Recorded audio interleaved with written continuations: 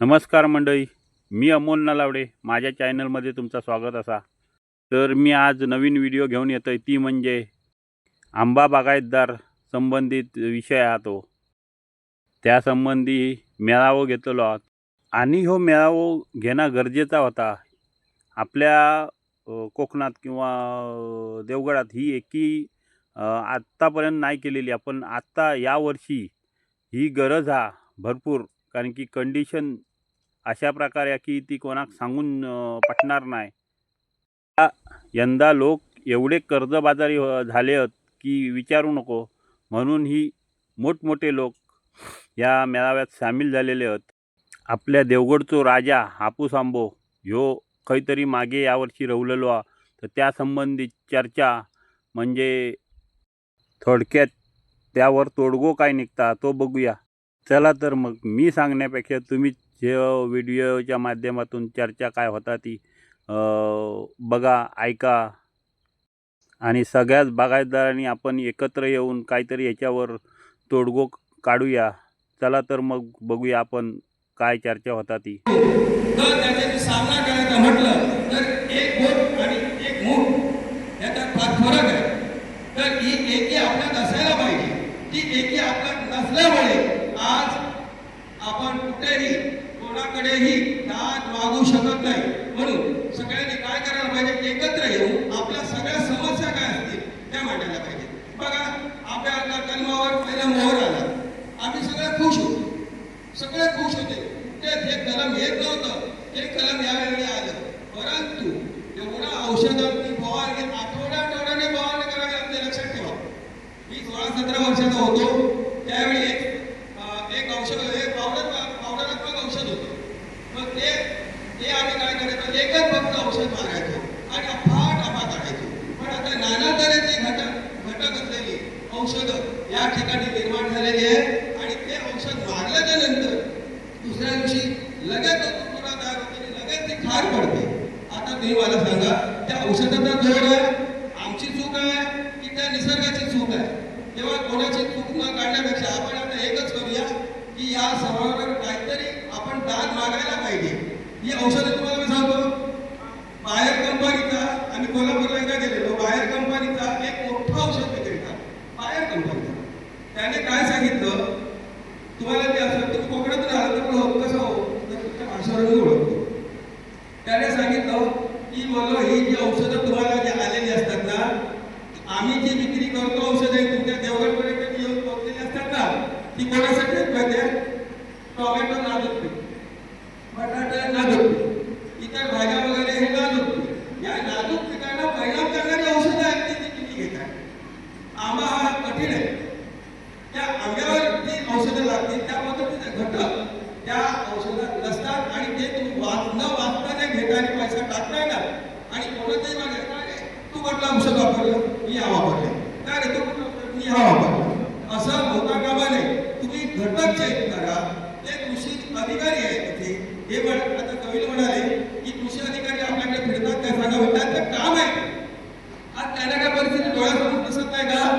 सगळ्यांना परिस्थिती डोळ्यासमोर दिसत असते, परंतु सगळे तर अंग काढतात. अंग काय काढतात? तर आपली एकी नाही म्हणून आम्ही जर त्यांचे कान पकडायची जर आपली जर तयारी असेल, तो अधिकारी काय करतो, पगार कोणाच्या जोर घेतोय? आमच्या जोर घेतोय, आमच्यामुळे घेतोय. पण त्यांना विचारणं आपलं कर्तव्य आहे. हो, ते कर्तव्य आपण कधीच पार पाडत नाही. आम्ही गुपचे मराठी काय इला नाही एवढा मराठी कसा ते काहीतरी आपला हो, त्याच्यावर तुम्ही खाऊ नका. हा देवगड हापूस आंबा राजा आहे, आज राजा आहे.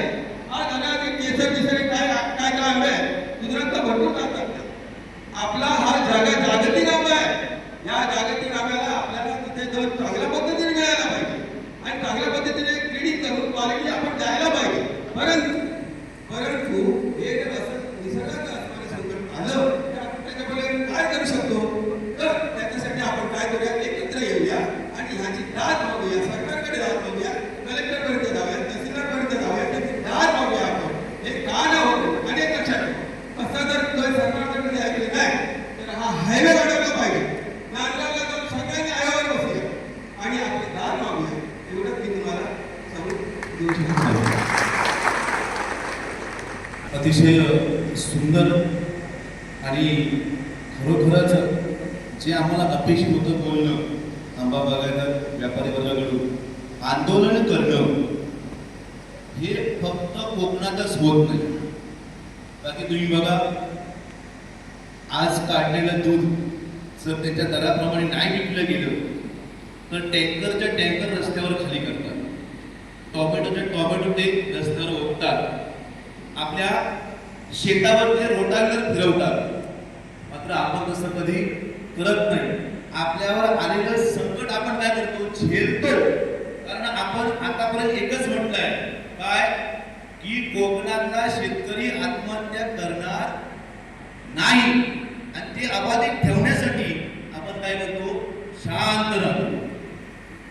जे तुम्ही जे वाक्य बोलला सर पेडणेकर, अतिशय तुमचं वाक्य घेण्यासारखं आहे. कृषी विभागाचं काम काय, भात पिकवण्याचं त्यांना बघायचं बांधावर. आपल्या भातावर जरी आपल्या रोग पडला, आपण नाचणी पीक येतो, दाणे म्हणतो आपण, कणसा, त्या पिकाकडे पण त्यांनी जाऊन बघायचं. आणि सगळ्यात आपल्या कोकणचा आर्थिक कणा म्हणजे काय असेल तर तो आंबा. आणि तोच आंबा देवगड हापूस जे फळांचा राजा आज संकटात आहे आणि हे मस्तपैकी एसी मध्ये बसलेले आहे. आपल्याला या गोष्टीसाठी आजचं चंद्रचंद्र आयोजित केलं गेलं की आपल्याला जर नाही इथून दाद मिळाली तर आपण जिल्हाधिकारी कार्यालयात आपण आंदोलन करायचं. मग भले 4 जण का येऊ दे, 10 जण का येऊ दे, पण बसायचं म्हणजे बसायचं. बरोबर ना? धन्यवाद. अतिशय जोरदार टाळ्या वाजवा. सुंदर विषय या ठिकाणी त्यांनी घेतलेला आहे. पुढचा विषय, बरेच विषय आहेत जे आपल्या शेतमालाला योग्य किंमत मिळत नाही. आता फळांचा राजा म्हटलं जातं. 2 महिन्याचं आपलं पीक आहे. किती? फक्त 2 महिन्याचं. तर कंटाळा आलाय म्हणून आपण ते 4 महिने केलं. तर पूर्वीच्या काळी गुढीपाडव्याला मुहूर्त असायचा, बरोबर ना? आता दत्त जयंतीला आम्ही तोडतात, दिवाळीला आम्ही तोडतात. हे आपण केलेली तंत्रज्ञानानुसार आपली केलेली प्रगती आहे. पण बघा तुम्ही, वर्षभर मिळणारं सफरचंद म्हणा, त्याचा रेट 200 रुपये किलो असतो. आणि आमचे आज पाठवलेली पेटी 15,000 असली, उद्या ती येते 12,000. तीच आंब्याची पेटी मे मध्ये भरपूर जेव्हा आपल्याला आंबा असतो आणि आपल्याला वाटतं का आता आपल्या या आंब्याच्या माध्यमातून आपण बाकी आपण सगळं खर्च भागवू शकतो, त्याच वेळी आपल्या आंब्याची किंमत 200 रुपये डझन, म्हणजे 1,000 रुपये पेटी. माझा म्हणण्याचा उद्देश एक आहे की मी आता एक मुद्दा मांडतोय. माझा म्हणण्याचा उद्देश असा आहे की तुम्ही आम्हाला 15,000 रुपये देऊच नका, पण शेवटपर्यंत सरासरी 5,000 ठेवा. ते आम्हाला 15,000 नको. पहिल्यापासून जून पर्यंत जेवढे आंबे येतील, म्हणजे पाऊस पडेपर्यंत, त्या आंब्याला तुम्ही डझनाप्रमाणे, ग्रेडिंग प्रमाणे एकच भाव असला पाहिजे. योग्य आहे का बोलणं? तुम्ही 200 पेटी पाठवणार आणि पाठच्या तुम्ही 500 पेटी, सरासरी एकच. या विषयावर बोला. अजून कोणाला बोलायचं असेल, जसं पेडणेकर साहेब आता बोलले, तसं अजून जर कोणाला बिनधास्त बोला. मी पुन्हा एकदा सांगतो, हे चर्चा बागायतदारांनी न्याय मिळाला पाहिजे म्हणून हे आयोजित केलं गेलं चर्चासत्र आहे. अजून कोण बोलणार बोला. एक सांगतो जरा, आजचा हा विषय आला म्हणून, ज्यांनी नोकरीचा प्रयत्न केला त्यांना नोकरी मिळाली नाही, कारण त्यांनी काय ठरवलं, आपण आंब्यामध्ये आपण करिअर घडूया या व्यवसायामध्ये. बरेच आमच्या गावातले सुद्धा बरेच युवक या व्यवसायामध्ये गुंतलेले आहेत. आणि आज ते असं म्हणतायत की मला जे त्या मुंबईत गेलं असतं, झाडं मोहरचं पान वाटलं असतं, पण 10,000ची नोकरी तरी आज जीव जगलो असतो. पण आज तेवढी पण आशा नाही. ही कुठेतरी वाईट गोष्ट आहे. म्हणून आज व्यक्त व्हा. तुम्ही आज जर व्यक्त नाही झाला तर तुम्ही कधीच व्यक्त होऊ शकत नाही. कारण एवढे सगळे तुम्ही बहुसंख्येने आजच्या जंगलात, मला वाटतं पहिल्यांदाच एवढे आंबा बागाला जमले असते. जोरदार टाळ्या होत्या, आपणच आपल्या टाळ्या होत्या. कधीच मला वाटतं एवढे बागायला जमले नसतील. बोलणाऱ्या बोला पटकन.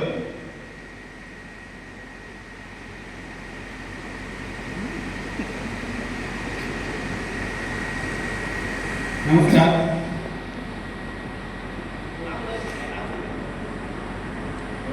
समीर चव्हाण शिरगाव.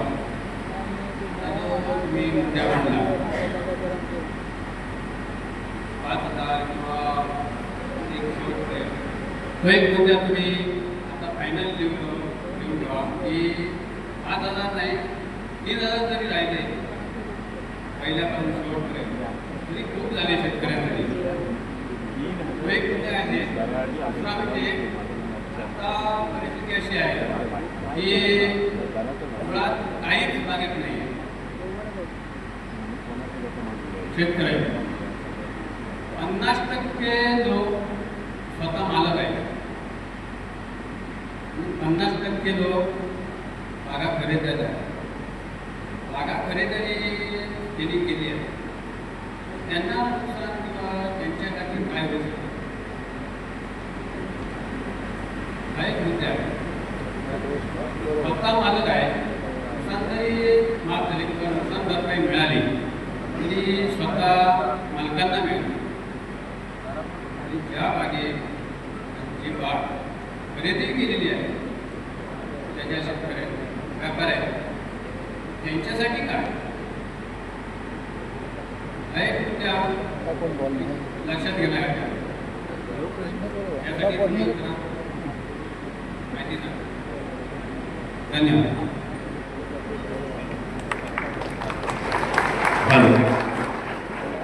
अतिशय चांगला मुद्दा तुम्ही या ठिकाणी उपस्थित केला. त्यावरती मी सन्माननीय काका ढोके यांना विनंती करतो की आपण त्यावरती विश्लेषण करावं. धन्यवाद. देवगड तालुक्यामधून सर्व शेतकरी इथे आलात. आमच्या एका मेसेज आणि एका व्हॉट्सअपच्या चॅटवरून तुम्ही सर्व लोक इकडे आल्याबद्दल तुमचे मनपूर्वक धन्यवाद. आता त्या शेतकऱ्यांनी सांगितलं की जर का आम्ही दुसऱ्याच्या बागा केल्यावर तर त्याची नुकसान भरपाई जर उद्या मिळाली तर त्या शेतकऱ्याला मिळेल, व्यापाऱ्याला मिळणार नाही. तर आम्ही सुद्धा ज्यावेळी आमच्या मनात ही संकल्पना आली त्यावेळी याच्यानंतर प्रत्येक शेतकऱ्याने जर करार करायचा असेल तर त्या करारामध्ये मेन्शन करूनच घ्या की ज्यावेळी असं आसमानी संकट येईल त्यावेळी त्याची नुकसान भरपाई खरंच त्या व्यापाऱ्याला मिळावी, शेतकऱ्याला मिळू नये. दुसरी एक गोष्ट की आज बरेच शेतकरी असतील की त्या शेतकऱ्यांनी कुठल्या व्यापाऱ्याला बाब दिली असेल तर आम्ही सर्व शेतकरी बांधवांच्या माध्यमातून एवढंच सांगू इच्छितो की त्या निदान आजची अवस्था बघून तुमच्या कदाचित शासनाने जर तुम्हाला निधी प्राप्त करून दिला तर जो व्यापारी असेल त्या व्यापाऱ्याला तुम्ही आज तुमची काय मिळेल की त्या शेतकऱ्याला त्यांनी सुरुवात केली. जसं हे आज म्हणाले की आम्ही जर व्यापारी आहोत आम्ही कोणाची तरी बाब घेतली नुकसान भरपाई भेटली तर त्यांना जाईल. त्यांची काय चुकी त्याने आज $1,00,000-2 लाख रुपयाला बाब केली असेल 50,000चा पण आव्हान नसेल तर कृपया करून जर कोण शेतकरी असेल की तुम्ही दुसऱ्याला बाब दिली असेल आणि ते पैसे शासनाचे तुमच्या काळात असतील तर यावर्षी तरी निदान तुम्ही ते पैसे घेऊ नका. ते पैसे त्यांना द्या. आणि दुसरा एक मुद्दा आमचा याच चर्चेतून असा आला की आपल्या इकडे 80% लोक जे आहेत मार्केटमधून पैसे घेऊनच धंदा करतात. 80% लोक घेतात, पर्यायी नसतो. काही लोकांचे दागिने किंवा बँकेची लोनं घेऊन हे करतात. तर आज अशी वेळ आहे की मार्केटला समजा 25 लाख रुपये एखाद्याने घेतले असतील तर जेमतेम 5 लाख रुपये भेटतील, 20 लाख रुपये त्याच्यात राहतील. तर या गोष्टीसाठी सुद्धा वर्षभर या व्यापाऱ्यांचा किंवा कोण शेतकरी असतील त्यांचा अक्षरशः दलाल त्यांचे उंबरे घेऊन तर आज सर्व शेतकऱ्यांनी एकत्र येऊन त्या ठिकाणी सुद्धा त्यांना फेस करण्याची तयारी सर्व शेतकऱ्यांनी केली पाहिजे. भले त्याच्यासाठी आज सध्याच्या सरकारकडे जावं लागलं तरी आपल्या समाजाची जायची तयारी पाहिजे किंवा विरोधी पक्ष नेते कोण असतील त्यांच्याकडे जायचं झालं तरी सर्व शेतकऱ्यांची राजकारणी याच्यात न आणता जायची तयारी पाहिजे. दुसरी गोष्ट मगाशी ते काका म्हणाले आंदोलन केल्याची तयारी 100% सत्य. आपला कोकणातला शेतकरी खरंच खूप राजा माणूस आहे. आजपर्यंत एकाही शेतकऱ्याने आत्महत्या केली नाही. परंतु असं दुर्दैवी घटना कधी घडू नये याच्यासाठी जसं त्याने सांगितलं तसं ठामपणे आंदोलन केलं पाहिजे. हे 15 दिवसापूर्वी घडलं पाहिजे होतं पण आज सुरुवात झाली आहे. या गोष्टीची बरेचसे मुद्दे असतील की प्रशांत शिंदे पण सांगतो होते त्या दिवशी ज्यावेळी आमची चर्चा झालं त्यावेळी. पण प्रत्येकाने याच्यानंतर करार वगैरे करताना त्या शेतकऱ्यांकडनं पेन्शनच करून घ्या. त्याचबरोबर अजून एक आमच्या त्या ठिकाणी आलेला मुद्दा असा की आज एखाद्याने 15 लाखाला बाग केली असेल त्याच्या त्या ठिकाणी 5 लाख बनवणार नाही. तुम्ही सगळे शेतकरी व्यापारी आहेत. जूनमध्ये काय कराल मला एखाद्याने काका डोक्याने ती बाग केली होती. काका डोके आता तिकडे मेला. आता काय काका डोक्याचं काय तिकडे जाणार नाही म्हणून जाऊन विभाग करू नका. त्याला कसं उभं करता येईल त्याचा प्रयत्न करा. कारण तुम्ही जर केला तर विभाग पक्षाने 16-17 लाखाला करा, पण तो काका डोके उभा राहणार नाही. त्यामुळे त्याची जास्तीत जास्त तो प्रयत्न करा की त्या ठिकाणी आपण जाणार नाही. आणि असं जर खरंच हे संघटन तुम्ही चालवत असाल तर त्या ठिकाणी असे पुढे जाऊन कुठल्या घटना घडल्या तर जो असं कोण जाऊन तिथे खालील व्यवहार करेल त्याला साफ झाल्याची आपल्या पूर्ण सगळ्या शेतकऱ्यांची म्हणून तयारी करा.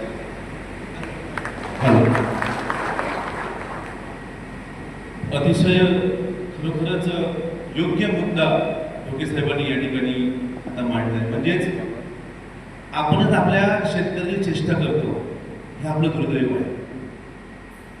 त्यांनी जसं सांगितलं की ज्यावेळी योग्य नफा मिळत नाही, खूप कष्ट, खूप मेहनत, खूप खर्च करून जेव्हा योग्य नफा मिळत नाही त्यावरती आपला शेतकरी त्या शेतकऱ्याची चेष्टा करतो. असं म्हणत नाही.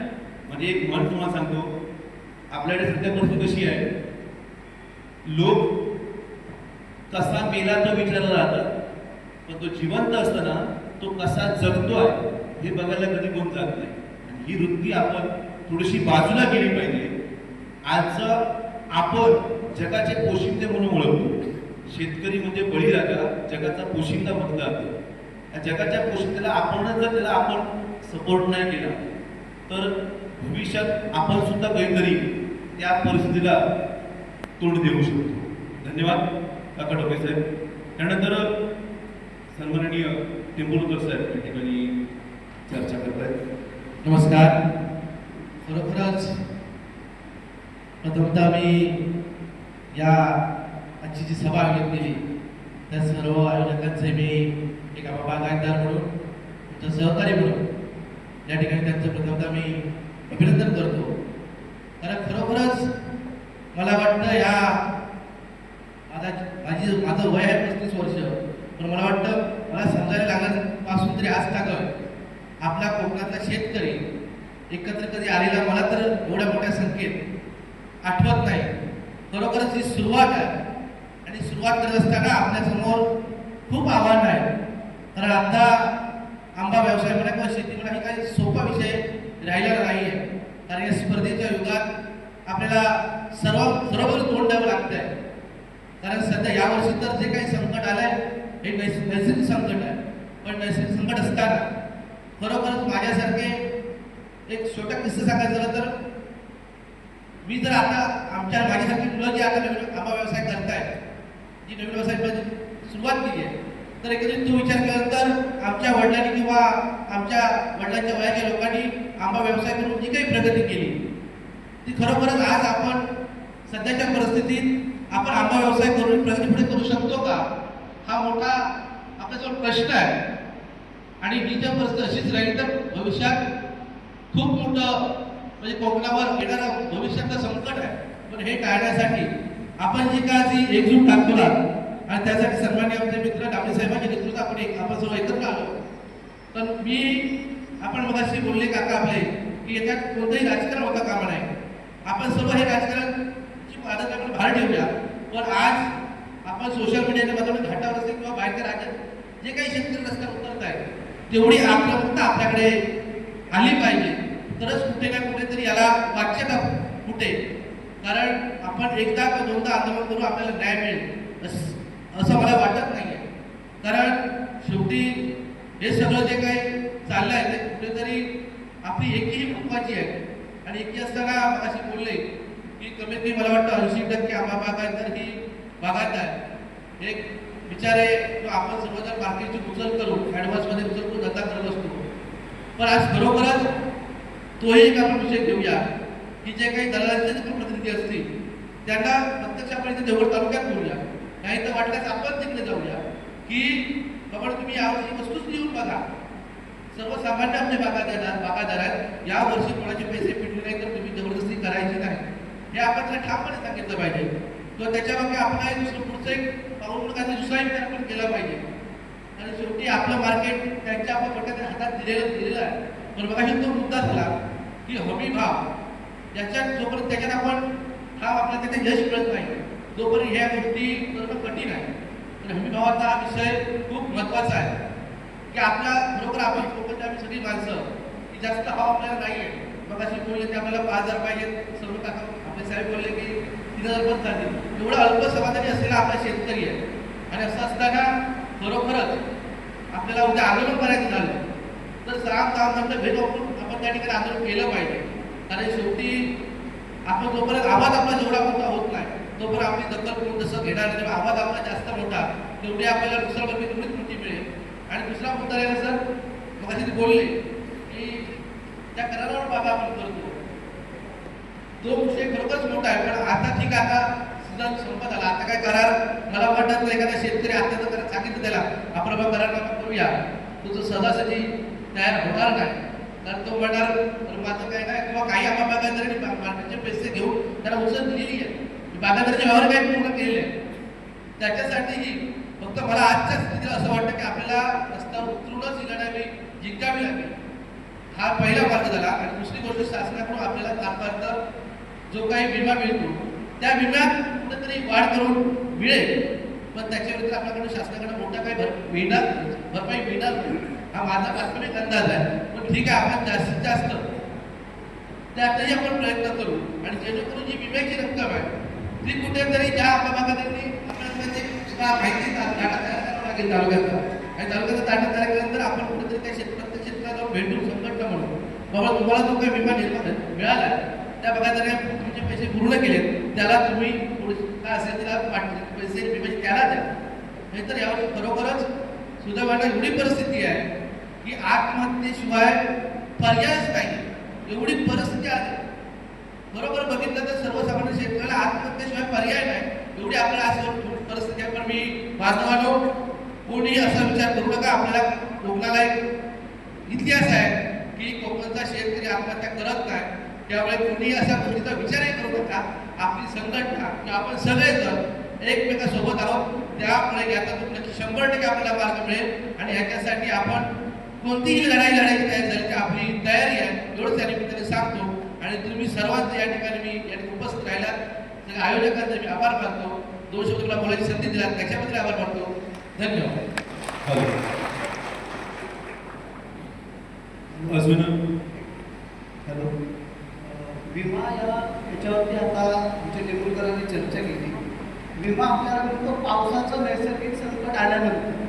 पण आज आपल्याजवळ जे संकट आलं आहे ते ह्या वेळेला आले, म्हणजे मोहर येते वेळी. त्याच्यासाठी विम्यामध्ये आपल्याला काय ॲडव्हान्स हे करता येईल का, त्या संदर्भातला तो विषय आपण मांडू. की आता हे नैसर्गिकच संकट आहे ना, तसं पावसाचं संकट असतं तसं नैसर्गिक हे संकट आहे. त्या संदर्भातली पण आपण एक चर्चा करू आणि त्याच्यातून तोही मुद्दा आपण त्यांच्यासमोर मांडू. धन्यवाद डांबरे साहेब, धन्यवाद टेंबुलकर साहेब. विषय असा आहे, विम्याचा विषय जर म्हटला तर वादळ, वारा, पाऊस या संदर्भात जर आपत्ती आली नैसर्गिक तर आपल्याला विमा मिळतो. पण आजच्या घडीला आपलं ॲटमॉस्फिअर म्हणजे वातावरणच आपलं चांगलं नाही आहे. आता या विषयावर मोहर करपला या विषयावर तुमची चर्चा होती, त्यावर मी जर 2च मिनिटं बोलतो. ज्यावेळी मोहर करपला गेला तेव्हा आपल्या रामेश्वर इथले जे फळसंवर्धन केंद्राचे डॉक्टर अजय मुंज साहेब यांना मी स्वतः फोन केला होता आणि त्यांना मी बोलवून घेतलं. साहेब, थोडासा प्रॉब्लेम आहे हो, शेतकरी फार चिंतित आहे, तुम्ही फक्त या बागेत या, फक्त बागेतली अवस्था बघा आणि फक्त आम्हाला योग्य मार्गदर्शन करा. ते आले, त्यांनी जवळची नजीकचीच एक बाग बघितली, त्यांना मी कलम दाखवलं, झाड दाखवलं. थोडासा विषयांतर करत नाही, सत्यप्रश्नी मांडतोय. तर त्यांनी मला सांगितलं की टेम्परेचर जे आहे, रात्रीचं टेम्परेचर हे 12 आहे, 12 ते 13, आणि दुपारचं टेम्परेचर जे आहे ते 32 पासून 36 पर्यंत आहे. त्यामुळे टेम्परेचर मेंटेन नाही आहे. म्हणजे तापमान काय आहे, हे तापमान आपलं जे मेंटेन आहे ते मेंटेन होत नाही. त्याच्यामध्ये जी पातळी पाहिजे ती पातळी नसल्या कारणाने तुम्ही कोणत्याही प्रकारचं काय जरी तुम्ही फवारला तर त्याचा काही परिणाम होणार नाही. म्हणजे हे काय झालं, नैसर्गिक आपत्ती झाली, हे काय झालं, नैसर्गिक संकट झालं. आणि अशा संकटाला सुद्धा आम्हाला विमा मिळाला पाहिजे, हा मुख्य उद्देश आहे. म्हणजेच वादळ, वारा, पाऊस याच्यापेक्षा अशा प्रकारचं अचानक आलेलं जे संकट त्याच्या संदर्भात सुद्धा आपल्याला विमा मिळाला पाहिजे, हा मुख्य त्याचा उद्देश आहे पहिला. अजून कोण बोलणार आहे?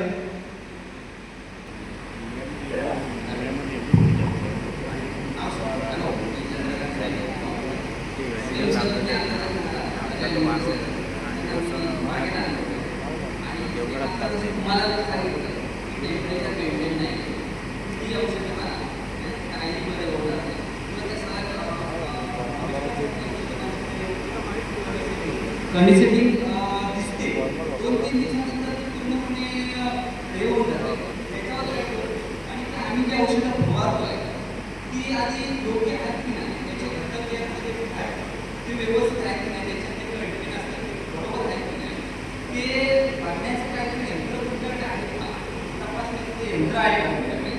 तर ते सर म्हणाले की मला 6 महिने अगोदर आम्ही त्याच्याकडे हे दिलं आहे, काय निवेदन दिलं आहे. असं म्हणून मला ते म्हणजे हे करून सांगितलं की आमच्याकडे काय ते मशीन नाही. तुम्हाला जसं सांगितलं तसंच सेम मला विचारलं की प्रत्यक्षात बागेत आणलं होतं. थँक्यू. आता हा विषय झाला अजयपूर सरांचा. त्यानंतर आपण पुन्हा आपल्या विषयाकडे बोलूया. अजून कोण चर्चेमध्ये सहभागी होणार आहेत का?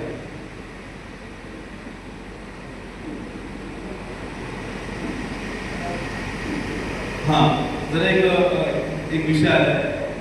काकाडोके सरांनी जो विषय मगाशी मांडला होता की एकाने जर बात केलेली असेल त्याचा करार संपेपर्यंत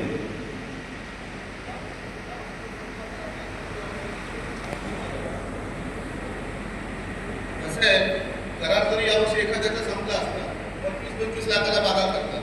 25 लाखाला बागा करून माझी यावर्षी त्याला 20 लाख रुपये मिळतात. आता वर्षाच्या वर्षाला 25 लाखाला बाग करतो एखादा. एक वर्षाला 25 लाखाला किंवा 15 लाखाला बाग करतो. एका वर्षात आता त्याचा करार संपणार, 5 लाखाचे पण त्याला आंबे मिळणार नाही. मग तो त्या शेतकऱ्याबरोबर काय जे असेल ना, त्याची बाग आहे त्याच्याबरोबर डिस्कस करेल, बाबा गेल्या वर्षी मी तुझी बाग 15 लाखाला केली होती, मला यावर्षी 10 लाखाला बाग आहे. तुझे मागचे पैसे जास्त नाही, कमी जास्त काय असेल ती वस्तू घेतली आहे, कमी जास्त देतो. त्या ठिकाणी काका डोक्याने जर ती बाग केली आहे, मी दुसऱ्यांच्या बागा नाही करत, पण एक सांगतो माझं काय पर्सनली याच्यात काही हे नाही. त्या ठिकाणी दुसरा कोणतरी व्यापारी किंवा शेतकरी जाता कामा नये याची प्रत्येकाने काळजी घेतली पाहिजे. या विषयावरती कोणाला जर बोलायचं असेल तर नक्कीच बोला. त्याच्यानंतर जो दलालाचा विषय जो सांगितला गेला मार्केटचा, यावर्षी भरपूर लोकांचे पैसे राहणार आहेत आणि अक्षरशः लोकांना तो त्रास देणार आहेत दलाल. त्याच्यावरती व्याज लावणार. हाही प्रकार त्याने पूर्ण शेतकरी, सर्व शेतकरी एकत्र येऊन हा विषय मांडणे खूप गरजेचं आहे किंवा त्या लोकांना भेटणे. कोणाची एवढी हिंमत होऊ शकत नाही त्या मार्केटच्या लोकांना फेस करायची. शेतकऱ्यांची हिंमत होऊ शकते की आपण फेस करू शकतो, आपण करून दाखवू शकतो. त्यामुळे घाटावरची लोक जर करू शकतात तर आपण नक्कीच करू शकतो.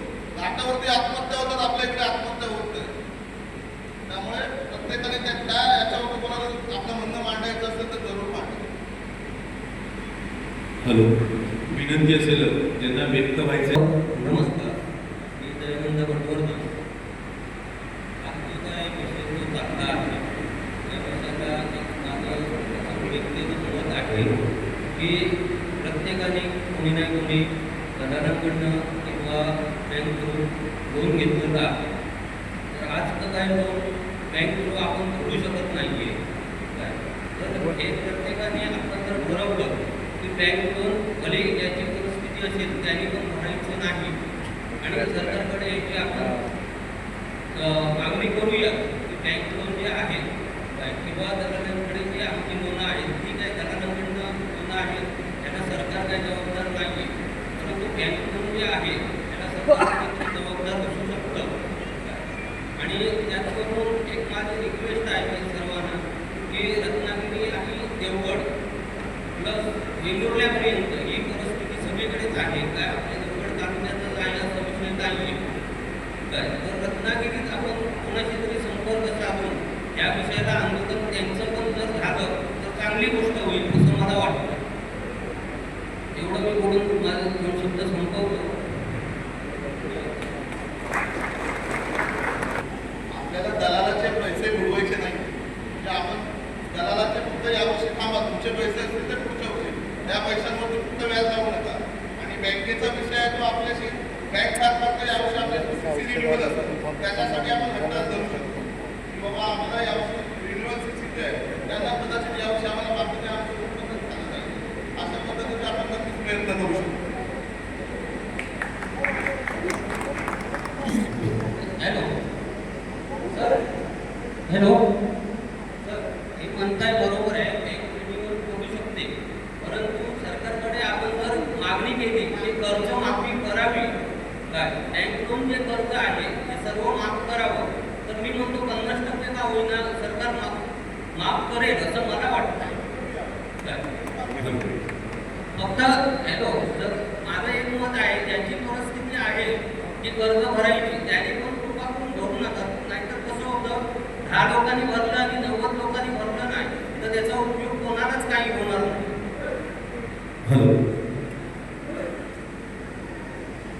आपण यासाठी खरोखरच कर्जमाफीची आपण मागणी करूया.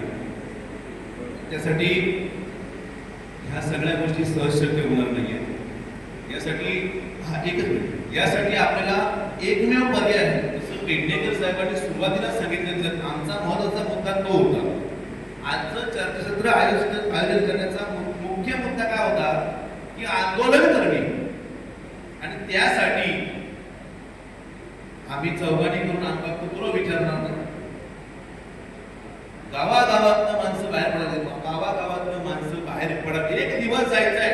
तुमचा जो काय जोर आहे आपला आंबा बघायचा, जसे आपण सकाळ संध्याकाळ गाडी घेऊन फिरतो बागेत, त्यातलं एक दिवस फक्त आपल्याला जाऊचं असतं.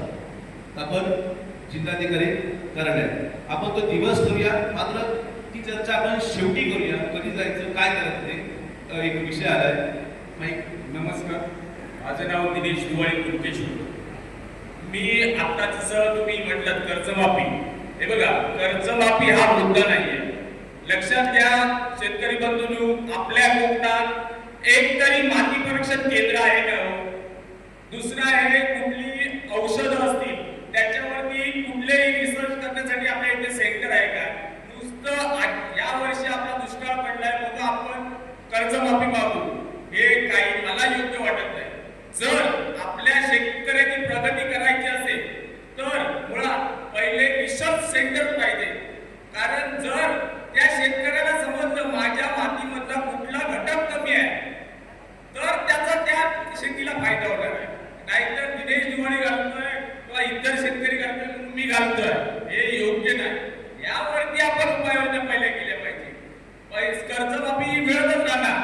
काय आहे माहिती आहे, जर आपल्या आज 25 लाखाचं नुकसान झालं, आपल्याला लाख 1.5 लाख रुपये देणार आणि आपण शांत बसणार, याच्यात काही मुद्दा नाही. दुसरी गोष्ट, मगाशी काका डॉक्टर बोलले की आपण ह्याच्यावरती करारावरती बागा घेतो, पण आपल्या शेतकऱ्यांमध्ये ते एकी नाहीये.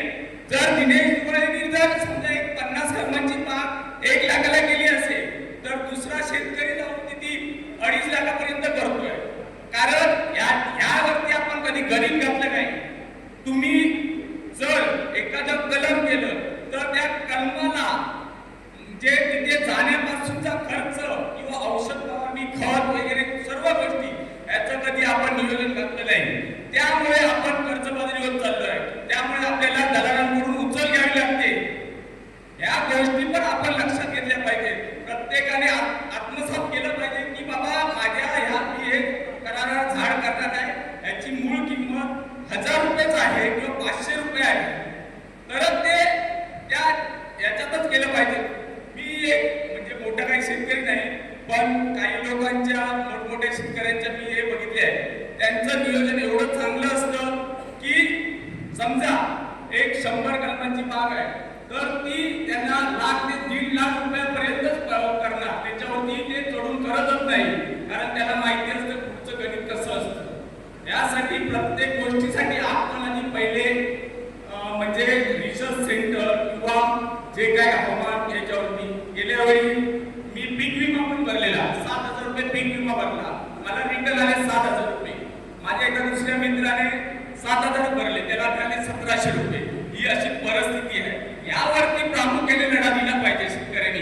कर्जमाफी तुम्हाला एकदा करणार, परंतु जे आपले महत्व समाजाचे जे आपल्या शेतीला जे आता म्हणजे जे वर्षानुवर्ष येणारे जे काही हे आहे त्यासाठी आपण प्रयत्न केले पाहिजे.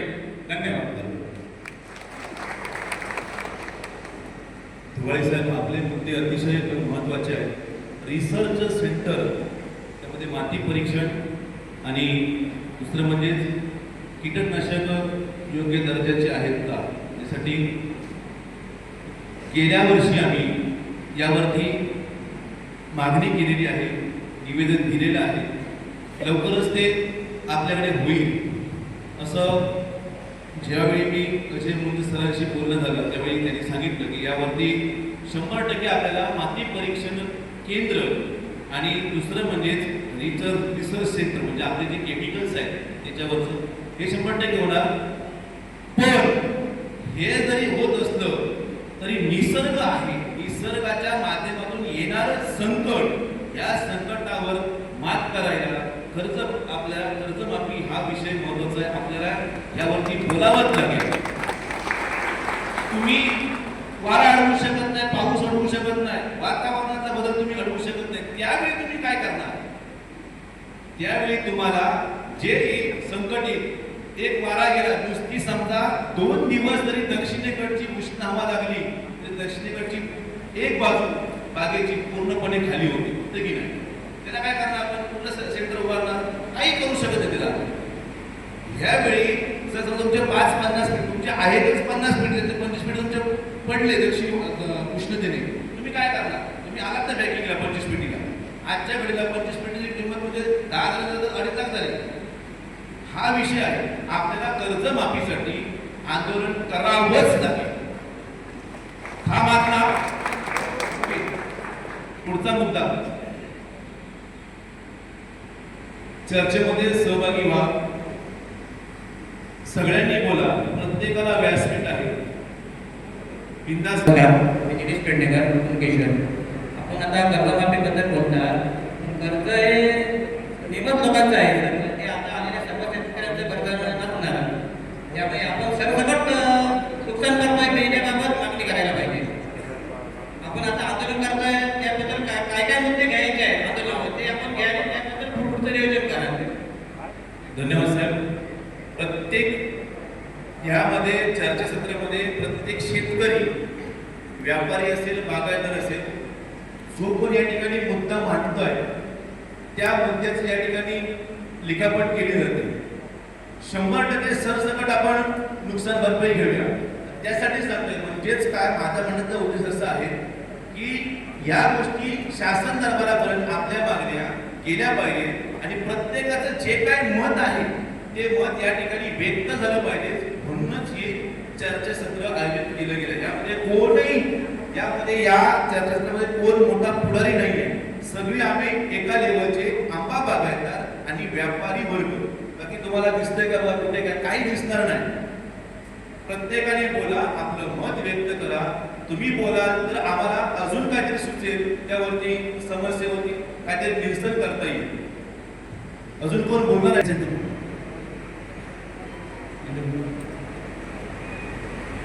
माझं नाव कृष्णा संभाजी कदम, सौंदाळे. मी नवीनच शेतकरी आहे. 1962 मध्ये माझा जन्म झालेला आहे आणि मला समजल्यापासून 1970-1975 सालापासून मी परिस्थिती बघतोय की आपल्या देवगड तालुक्याचा आंबा मार्केटमध्ये ज्या पद्धतीने ज्या पटीने जात होता ती घट आज निर्माण झालेली आहे आणि ही वर्षानुवर्ष घट निर्माण झालेली आहे. आज आमचे वडील फक्त माझ्या वडिलांनी फक्त 10 कलमं लावली होती. त्यावेळी जे काही उत्पन्न मिळत होतं त्या उत्पन्नामध्ये ते इतके श्रीमंत वाटायचे, परंतु आज त्याच्या मुलाने 500 कलमं लावले. आज आम्ही नाराज आहोत. नाराजीचं कारण असं आहे की आज आपल्या महाराष्ट्रामध्ये विदर्भ, पश्चिम महाराष्ट्र, कोकण अशा भागामध्ये जे शेतकरी मोठ्या मोठ्या प्रमाणामध्ये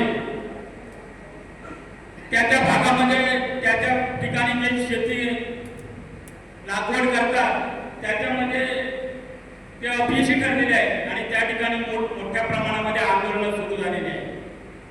आज कोकणामध्ये अशा प्रकारचं आंदोलन अद्यापही आपण केलं नाही. आज आपल्याला कुठेतरी समजले की आंब्याचं घट होत चाललेलं आहे, आंब्याचं उत्पन्न कमी होत चाललेलं आहे.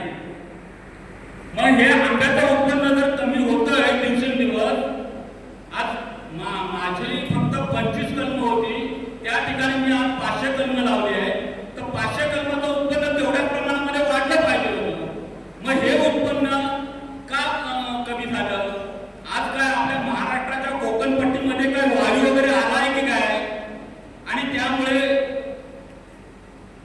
उत्पन्नाची घट झालेली अशी वाटते.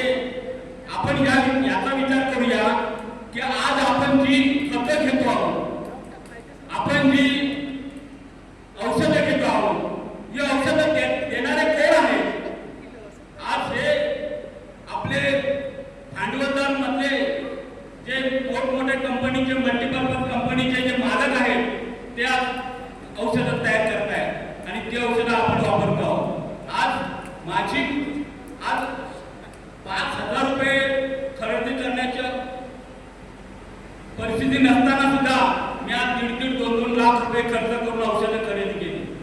कशासाठी? एक आशा होती की आपण काहीतरी उत्पन्न वाढेल म्हणून.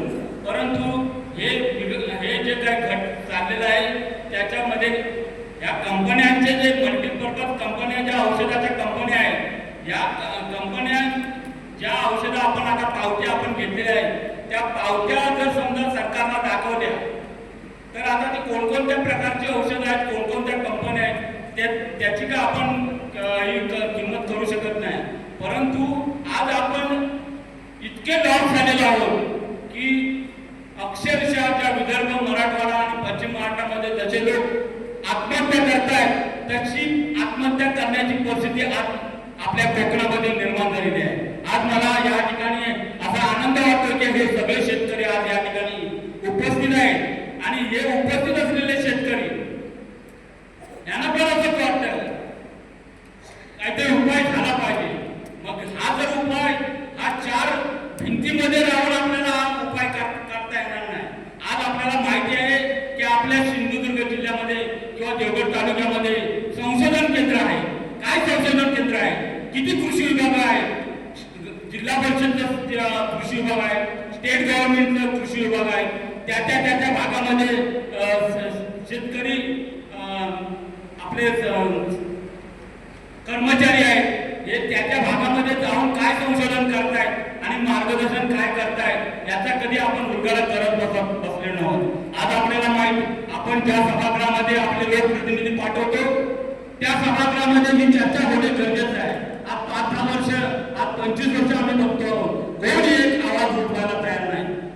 जर समजा जिल्हा परिषदच्या पंचायत समितीच्या सभागृहामध्ये हा आवाज जर समजा आपण आपल्या लोकप्रतिनिधी मार्फत गेला, तिथून जर समजा जिल्हा परिषदच्या सभागृहामध्ये गेला, तिथून तो कलेक्टर मार्फत विधानसभेमध्ये गेला आणि विधानसभेतून तो जर समजा संसद भवनामध्ये जर गेला तर आपल्याला कुठेतरी याचा वाच्यता करावी लागेल.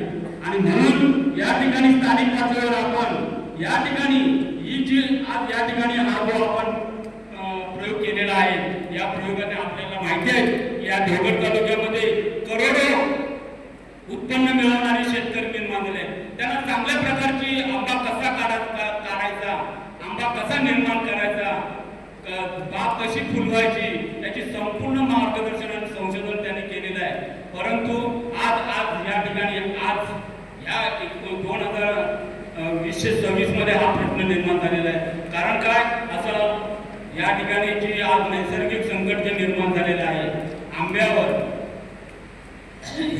त्याचा आज खरी आपल्याला भूक लागलेली आहे. आणि भूक ज्यावेळी लागली त्यावेळी आपण उदार मताने एकत्रित संघटित झालेलो आहोत. तर याच्यावर योग्य संशोधन आणि योग्य मार्गदर्शन आपण करून घेतलं पाहिजे अशी माझी इच्छा आहे. आपण यासाठी प्रयत्न कराल अशी आपल्याला विनंती करतो. धन्यवाद. अतिशय सुंदर तुमचं बोलणं, तुमचं सगळं म्हणणं रास्त आहे आणि त्यासाठीच आम्ही एकत्र येण्यासाठी, आंबा बागायतदार आणि व्यापारी एकत्र येण्यासाठी या ठिकाणी ही आम्ही सभा आयोजित केलेली आहे. जेव्हा एकत्र येणार संघटनेला महत्त्व आहे. जर तुम्हाला मधासारखे गोड परिणाम हवे असतील तर तुम्हाला मधमाशीसारखं एकत्र राहावं लागेल. आणि म्हणूनच काका तुमच्यासाठी या सगळ्यांसाठी आम्ही या ठिकाणी हे चर्चासत्र आयोजित केलं आहे. Over to pending. नमस्कार. तुम्हाला महत्त्वाची एक गोष्ट सांगतो. आपण आता सगळे एका जातीचे आहोत, बरोबर? आपली जात आंबा बागायतदार, बरोबर? आता तुम्हाला मी एक गोष्ट सांगतो. आपण आता रिसर्च अँड डेव्हलपमेंट, आपल्याला काहीही माहिती नाही. रिसर्च अँड डेव्हलपमेंट म्हणजे काय? ह्या रिसर्चमध्ये ह्या आपल्या वातावरणाला, तसं मी मागाशी सांगितलं की घाटावरची औषधं ही आपण घेतो, त्यातले घटक पाहत नाही, काय नाही, काय रे हा ते अशा कीटक मरतील, हे मरतील, ते मरतील, आमचा विश्वास असतो आणि आम्ही कुठेतरी पैसे टाकून डुबत असतो. तुम्हाला मी गोष्ट सांगतो. सर्रात बघा, रत्नागिरीपासून आज मालवणच्या पुढे काय मी गेलो नाही, पण मालवणपर्यंत मी पाहिले, अगदी ओरसपर्यंत सगळ्या अगदी कल्पना एक जातीचा मोहर आला बघा. त्याला नर मोहर असे कोण म्हणतात? कृषी अधिकारी म्हणतात. असतीलही काय नर मोहर असतं. त्याला काही फळं लागली नाही. परंतु तुम्हाला मी एक गोष्ट सांगतो, आपण ह्या कृषी अधिकाऱ्यांना गाठून, या संशोधकांना गाठून, या आपल्या समुद्र किनाऱ्यावरील जी कलमाच्या बागायतदार आहेत आणि त्याला चांगल्या पद्धतीची चव आहे आणि ते जगात प्रसिद्ध आहे. मग त्यासाठी काय करायला पाहिजे की प्रथम बाबा फवारणी मी करतोय 15 दिवसाची किंवा महिन्याची, दोन ते फवारण्या होतात. तर त्यासाठी कोणते घटक त्या औषधात घालायला पाहिजे, नंतर त्या फवारणीसाठी कोणते घटक वापरायला पाहिजे, त्याच्यानंतर तिसऱ्या याच्यासाठी कोणते घटक वापरायला पाहिजे, हे आपण कोणाला विचारलं पाहिजे? तर कृषी अधिकाऱ्यांना, त्या संशोधकांना विचारलं पाहिजे की ऑल ओव्हर दापोलीपासून अगदी थेट वेंगुर्ल्यापर्यंत जी काय औषधं बनवाल ना, त्याचा घटक सगळ्यांचा एकच पाहिजे की ती 15 दिवसात, महिनाभरात तोच घटक संपूर्ण कोकणपट्टी वापरेल. नाहीतर काय होतं माहितीये, आम्ही वेगवेगळ्या पद्धतीची औषधं एकाच वेळी वापरतो, त्याचे घटक बदलत असतात. हे लक्षात ठेवा. हे कोणी तुम्हाला दुकानदार सांगणार नाही. हे घटक बदलत असतात.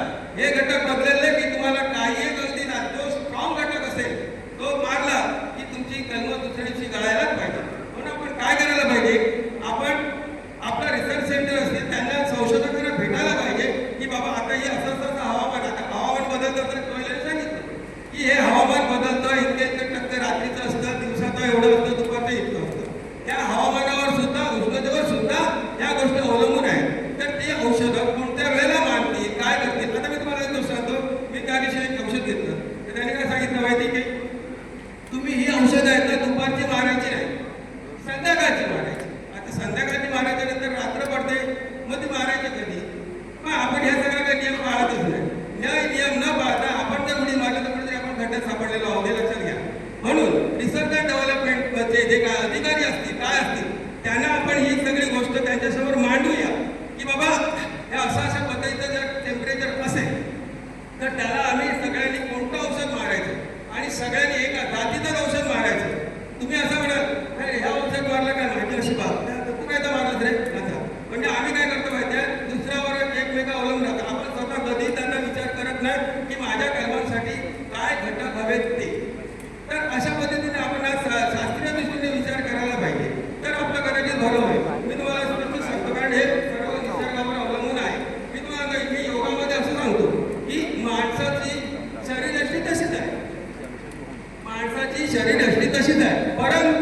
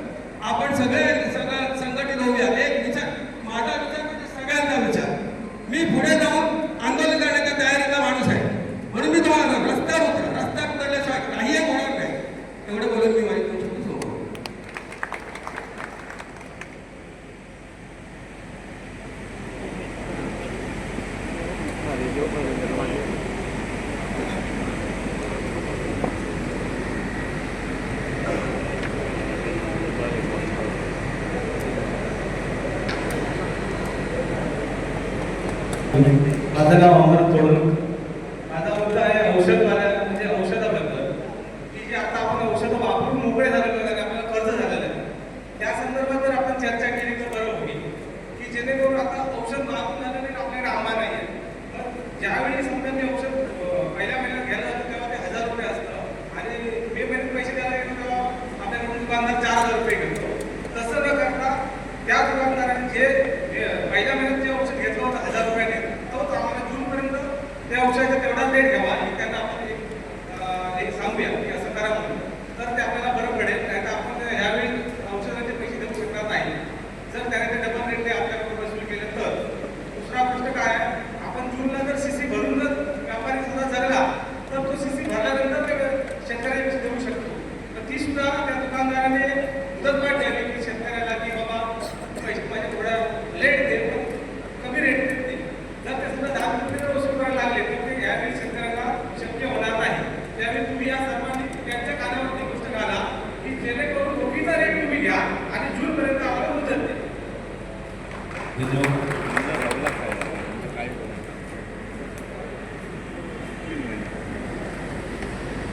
नमस्कार, मी प्रशांत शिंदे आठवण. माझ्या मते आपण आमदार, पालकमंत्री, कृषी मंत्री सर्वांना भेटून एक मोठं आंदोलन निर्माण करूया, एवढंच मी सांगतो. त्यासाठी सर्वांनी आपण एकत्र येणं गरजेचं आहे. जसं कोकणात आजपर्यंत आंदोलन झालं नाही असं आपण आंदोलन निर्माण करून टाकूया. हॅलो हॅलो हॅलो नमस्कार, मी मुकुंद पोपट इंदळे. मागे काही कारणानिमित्त मी शेती ऑफिसमध्ये गेलो होतो. तिथल्या लोकांना विचारलं की तुम्ही यावर्षी अकस्मात धाडी घालून किती ठिकाणी खतांचे आणि कीटकनाशकांचे नमुने जमा केले. तर ते म्हणाले की आम्हाला परवानगी असते फक्त 20 नमुने जमा करायचे संपूर्ण वर्षात. आता विचार करा, देवगड तालुक्यात खतांचे आणि कीटकनाशक विकणारे विक्रेते आहेत किती? अख्ख्या महाराष्ट्रातून नव्हे अख्ख्या भारतातून ठिकठिकाणाहून त्यांच्याकडे औषधं येत असतात आणि संपूर्ण वर्षात आपलं कृषी खातं फक्त 20 नमुने जमा करणार आहे. आणि त्यातले आतापर्यंत त्यांनी किती नमुने जमा केले असतील असं वाटतं तुम्हाला? आंबा पिकावरचे फक्त 3 नमुने जमा झालेले आहेत. आमचा वापर किती आहे, दुकानं किती आहेत? आणि त्यातली दुसरी अडचण अशी आहे, तुम्ही जर का देवगडच्या बाहेर खत खरेदी केलं असेल, कीटकनाशक खरेदी केलं असेल तर ते तुमची दखल घेत नाहीत. माझ्या मते हा सगळ्यात गंभीर असा मुद्दा आहे की फक्त 20 खेपांमध्ये तुम्ही सगळे चोर पकडणार आहात का? प्रत्येक दुकानामागे किमान 10 वेळा अशा पद्धतीनं अटॅक झाला पाहिजे. आणि जर सरकारच हे करायला देत नसेल तर एक साधा विषय आहे, इथे कोण खत निर्मिती करत नाही, इथे कोण कीटकनाशक निर्मिती करत नाही, मग कुणासाठी हे रेस्ट्रिक्शन कुणी दिलं? तर हे देणारे जे मंत्रालयात बसलेले आहेत ते सगळे गाढवा आहेत. आणि त्यांनी मुळातच अशी वेळ मारून ठेवलेली आहे की तुम्ही जास्तीत जास्त 20 ठिकाणी हे करा. मग खरे चोर तुम्ही पकडणार कसे? पकडायचे रस्तेच बंद केलेले आहेत. दुसरी गोष्ट अशी आहे की आम्ही शेतकरी एकमेकांशी कधीही खरं बोलत नाही. मला असं वाटत असतं मी त्याला जर का खरं बोललो ना तर माझ्या खिशातलं काहीतरी पळवणार आहे, त्याची नजर लागणार आहे, तो काय करील सांगता येत नाही. आम्ही एकमेकांशी खरं बोललं पाहिजे. आणि दुसरी गोष्ट अशी आहे की आम्ही एका शेतकऱ्यानं एकट्या पुरतं काम न करता आजूबाजूच्या 4-6 जणांनी एकत्र आलं पाहिजे. याचं कारण एक सांगतो तुम्हाला. मध्ये एक मधमाशी पालनाचा विषय झाला होता की ज्यामुळे परागीभवन वाढू शकतं. मी जर का माझ्याकडे मधमाशांच्या 4 पेट्या ठेवल्या तर मी त्यांना जबरदस्ती करू शकत नाही की तुम्ही माझा गडगा ओलांडायचा नाही. त्या जातात दुसऱ्याकडे, मग मी माझ्याकडे कशाला ठेवू? किती डेंजरस विचार आहे ना आमचा. हा विचारावर मात कशी करणार? तर मी ज्यावेळी माझ्याकडे मधमाशांच्या पेट्या ठेवीन त्यावेळी माझ्या शेजाऱ्यांना सुद्धा ठेवल्या पाहिजे. आणि हे मी कशी जबरदस्ती करणार? हा वृत्तीचा भाग झाला ना. याच्यानंतरचा जो विषय येणार आहे की तुम्ही म्हणताय कर्ज माफ झालं पाहिजे, बँकांनी आमच्याकडे सहानुभूतीनं बघितलं पाहिजे. हे सगळं एका वर्षापुरतं तुमच्या मागण्या ठीक आहे, पण दरवर्षीसाठी जर का प्रश्न सुटायला हवा असेल तर दरवर्षी नैसर्गिक आपत्ती येणार आणि आम्ही एकत्र होणार असं घडता कामा नये. आणखी काही गोष्टी अशा झाल्या पाहिजेत की पंचायत समिती आणि कृषी ऑफिसमध्ये जे लोक काम करतात ते घाटावरचे विदर्भातले असतात, त्यांना इथे आंब्यातलं काहीही समजत नाही. ऊसाच्या शेतीत डॉक्टरेट केलेला माणूस तुम्हाला आंब्यावरची औषधं कशी सांगणार, त्याला तुमचं दुःख कसं समजणार? त्यामुळे प्राधिक्याने एक मागणी अशी असली पाहिजे की कोकणातला जो BSc ॲग्री झालेला आहे, MSc ॲग्री झालेला आहे, त्यालाच इथे तुम्ही नोकरी करायला द्या, त्याला आमचं दुःख निदान समजेल तरी. तिसरा महत्वाचा मुद्दा मी मांडणार आहे तो असा की आज आंब्यातल्या साठ्यावर आमचं कोणाचंही नियंत्रण नाही. आंबा पिकल्यानंतर तुम्ही तो डिटेक्ट देऊ शकता, पण तोपर्यंत आंब्याची क्वालिटी खराब होते. आमची अनेक जणांची मुलं ही IT सेक्टरमध्ये, मेकॅनिकल इंजिनिअरिंग सेक्टरमध्ये काम करतात. ती अत्यंत बुद्धिमान आहे, पण त्यांच्या बुद्धीवर कंपन्या पैसे कमवत नाही. तुम्ही कधीतरी तुमच्या मुलांशी तुमचं दुःख जवळकीनं बोला. अरे मी एवढा इथे मरतोय आणि आंबा जो विकतो तो भाड्याकडा होतो, तू तुझी बुद्धी लोकांसाठी वापरतोस, ती एकत्र ये आणि पोर्टेबल मशीन तयार कर. आपण कधी आमच्या मुलांना सांगतो का? आमची मुलांना आमच्या दुःखात ते एका नोकरीला लागल्यानंतर कधी सहभागी करून घेतो का? आम्ही आमच्याकडे पारदर्शकपणे आणि टीकात्मक दृष्टीनं बघण्याची गरज आहे. नाहीतर हे प्रश्न उद्या वाढत जाणार आहे. सातत्यानं निसर्गाचं संकट काही येणार नाहीये. पुढच्या वर्षीची परिस्थिती चांगली असेल असं आपण मानूया. आणखी एक मुद्दा असा आहे की आम्हाला पेट्रोलवर सबसिडी मिळाली पाहिजे. ती कशी आणि किती द्यायची हा माझा मुद्दा असेल, पण सबसिडी मिळालीच पाहिजे. इतर ठिकाणी कित्येक ठिकाणी सरकार पैसा फुकट वाटतंय आणि त्यामुळे ते जर का तुम्ही सबसिडी दिली तर आम्हाला आमचं काम करायला जरा उभारी मिळेल. धन्यवाद. आपण सगळे शेतकरी मनापासून एकत्र आला आणि काहीतरी करायची इच्छा आहे. तोपर्यंत तुम्ही जो मोर्चाचा दिवस ठरवाल तो 8 दिवसांचा नव्हे, या 3 दिवसांनाच ठरवा, कारण आम्ही परत कुठे विस्कळीत होऊ समजणार नाही कोणाला. धन्यवाद.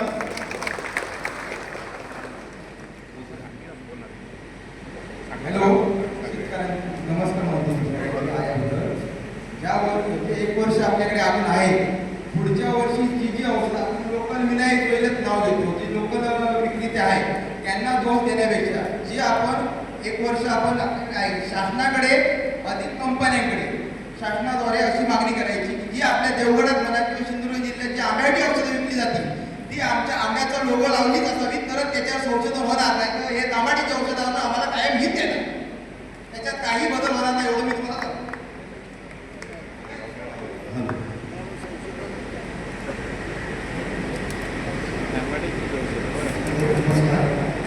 आपण आता चर्चा करत आहोत. त्या चर्चेत 8-10 मुद्दे घेतो. या चर्चेमध्ये निवेदन तयार करून आपण कलेक्टर, पालकमंत्री यांना पहिला आपण देऊ. त्याची तारीख साधारण आपण सगळ्यांनी चर्चा करू. 10 तारीख, उद्याचा दिवस तर आपल्याला निकालच आहे, त्यामुळे आपल्याला कोणी मिळणार नाही. आपण 10 तारीखला 11 वाजता कलेक्टरांना निवेदन देण्यासाठी सगळ्यांनी जर विचार केला आणि बाहेर पडला, ते बघा प्रत्येकाने आपलं वाण काढावं. कोणीही मोठी संघटना आपली नाही आहे, प्रत्येकाने वाण काढावं. ज्यांना जमेल त्यांनी या. आपण सर्वांनी मिळून निवेदन देऊ. त्याच्यानंतर पालकमंत्री असतील तर पालकमंत्र्यांना पण आपण निवेदन देऊ. त्याच्यानंतर आपण सगळ्यांनी परत एकदा बसू. त्याच्यातून आपल्याला सरकार काय कळवतं आहे, आपल्या सगळ्यांना काय कळवतं आहे, त्याच्यानंतर आपण आंदोलनाची दिशा नंतर ठरवू. अगोदर आंदोलन आपल्याला तसं करता येणार नाही. आपण निवेदन देऊ कलेक्टरांना, पालकमंत्र्यांना देऊ. आपल्याला चर्चेला बोलवलं, आपण चर्चेसाठी पालकमंत्र्यांकडे जाऊ, कलेक्टरांकडे जाऊ. त्याच्यानंतर आपल्याला जर योग्य न्याय मिळाला तर आपण सगळेजण अशाच एकजुटीने परत इथे येऊ आणि आपण त्याच्यासाठी जर न्याय मिळाला नाही तर आंदोलनासाठी आपण सगळेजण उभे राहू.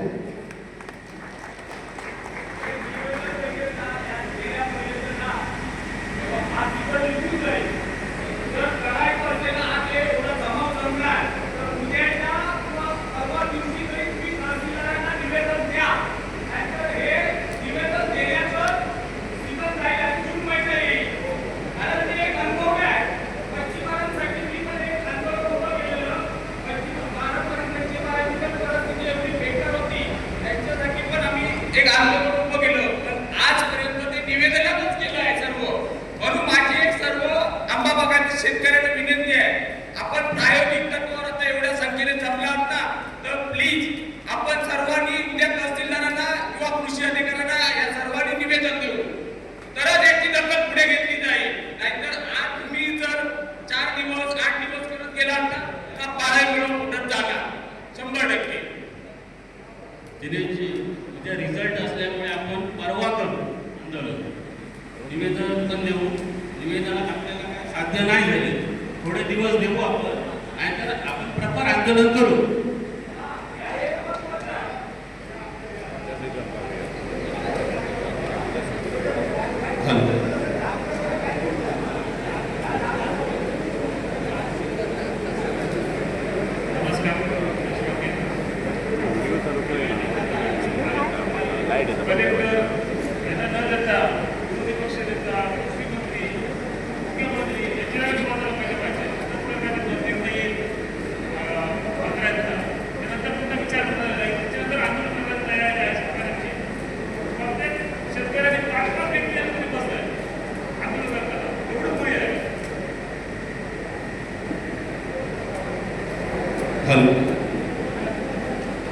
निवेदन हा ध्येयापर्यंत आता पहिला टप्पा असतो.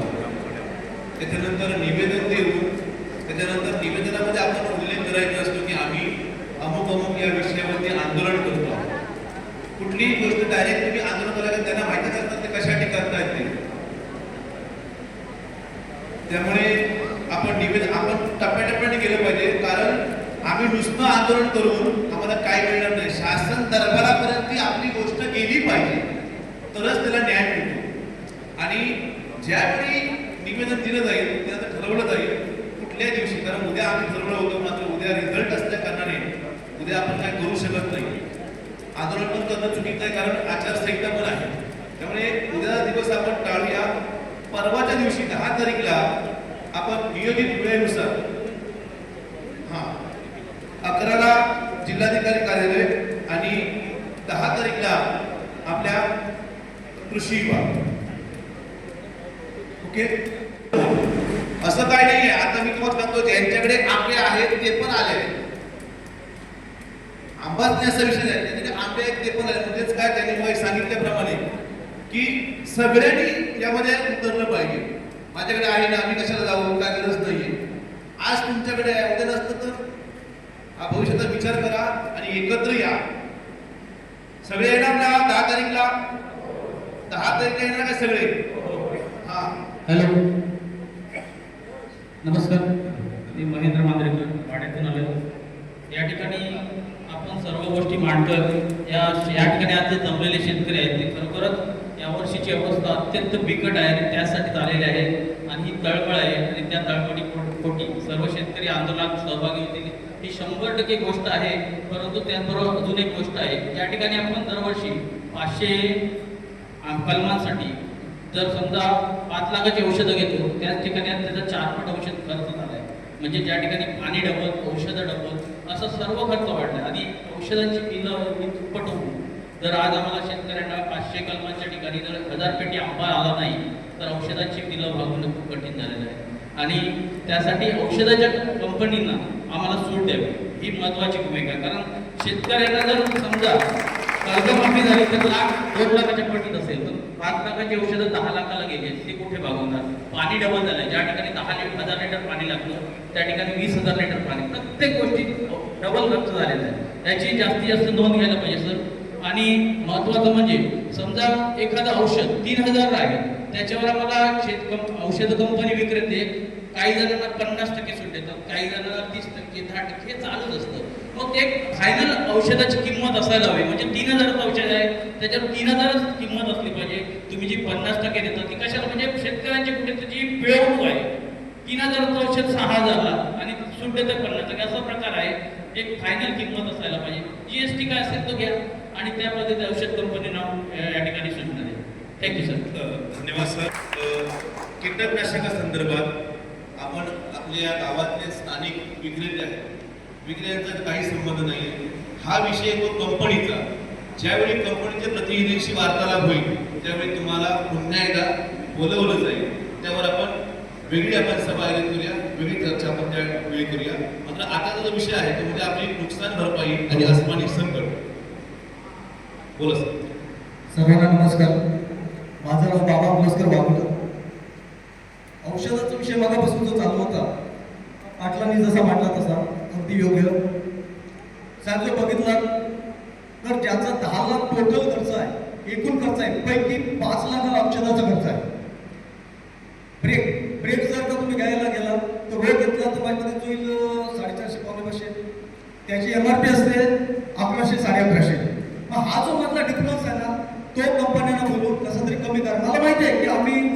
औषधं घेतोय. उदाहरण घेतल्यामुळे क्रेडिटसाठी त्याला व्याज भरावं लागते. मी तुमच्याबद्दल बोलतो, कंपनीबद्दल बोलतो. एमआरपी प्रोडक्शन कॉस्ट आणि एमआरपी याच्यातली मधली जी तफावत आहे ती प्रचंड मोठी आहे.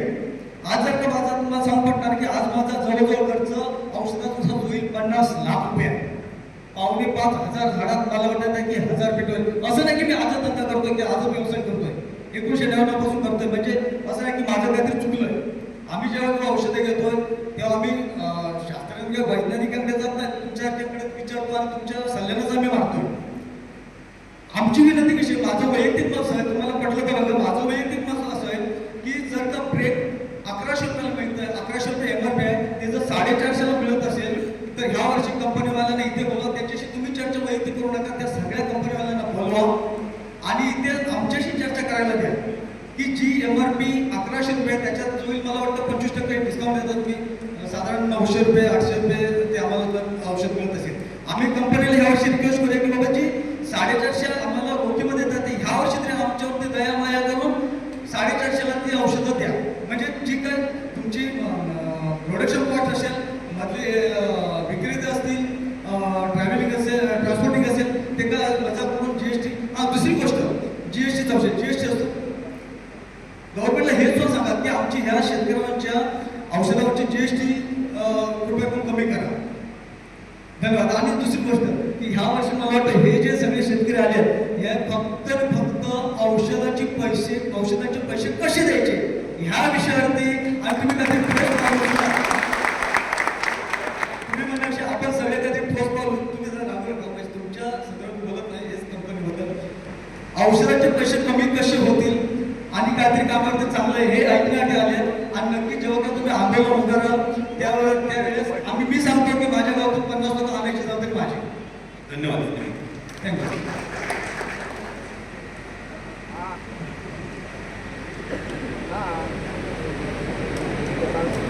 सर, तुमचा मुद्दा अतिशय महत्त्वपूर्ण केला गेला. आमचं या आधी पण बोलणं झालेलं, चर्चा पण झालेली की आजची जी सभा आहे या सभेमध्ये कीटकनाशक या विषयावर बोलण्यापेक्षा ज्यावेळी त्यांचे प्रतिनिधी समोर असतील त्यावेळी आपण चर्चा करूया आणि त्याच्याशी आपण 100% या येत्या 8 दिवसामध्ये आपण वार्तालाप करून त्याच्याशी चर्चा करूया आणि त्यांना आपण विनंती करूया, त्यांना सांगूया. त्यांचा पण मी असं म्हणतो त्यांचा पण दोष आपण म्हणू शकत नाही, कारण तीच औषध आपण गेल्या वर्षी पण वापरलेली उत्पन्न होतं, तीच औषध आपण त्याच्या आदल्या वर्षी पण वापरलेली उत्पन्न होतं. मात्र यावेळी असलेल्या वातावरणातील बदलामुळे आपल्याला ती लागू पडत नाही. त्यामुळे त्यांना पण दोष करून उपयोग आहे. फक्त एवढंच आहे, त्यांना आपण विनंती करू शकतो की तुम्ही यावर्षी नफा बघण्यापेक्षा नेमकी मुद्दल घ्या आणि यावर्षी शेतकऱ्याला थोडीशी कुठेतरी मानवर करायला द्या. तर यावर्षी शेतकरी जर आपटला आमचा आंबा बघायला पुढची 5 वर्ष उठणार नाही हे मात्र 100%. कारण यंदाचं एवढं असणारं संकट बेकार आहे की आमच्या पोरांना चोपात पण आंबा मिळणार नाही. खरं आहे. त्यामुळे आपण संघटित होऊया, एकत्र येऊया आणि एक मात्र लक्षात ठेवा, त्यांनी एक मोठा मांडला तो जरा नोट करून घ्या. जीएसटी मात्र जीएसटी थोडीशी कपात झाली पाहिजे, कारण आपला शेतकरी आहे जगाचा प्रसिद्ध म्हटलं त्याच्यावर जीएसटी तुम्ही ती जीएसटी इतर कुठल्याही पदार्थावर लावा, कुठल्याही वस्तूवर लावा, मात्र आंब्याच्या या फवारणीच्या औषधावरती जीएसटी मात्र कमी झाली पाहिजे. हा मुद्दा इथे नोट करून घ्या. आणि कोण बोलणार आहे?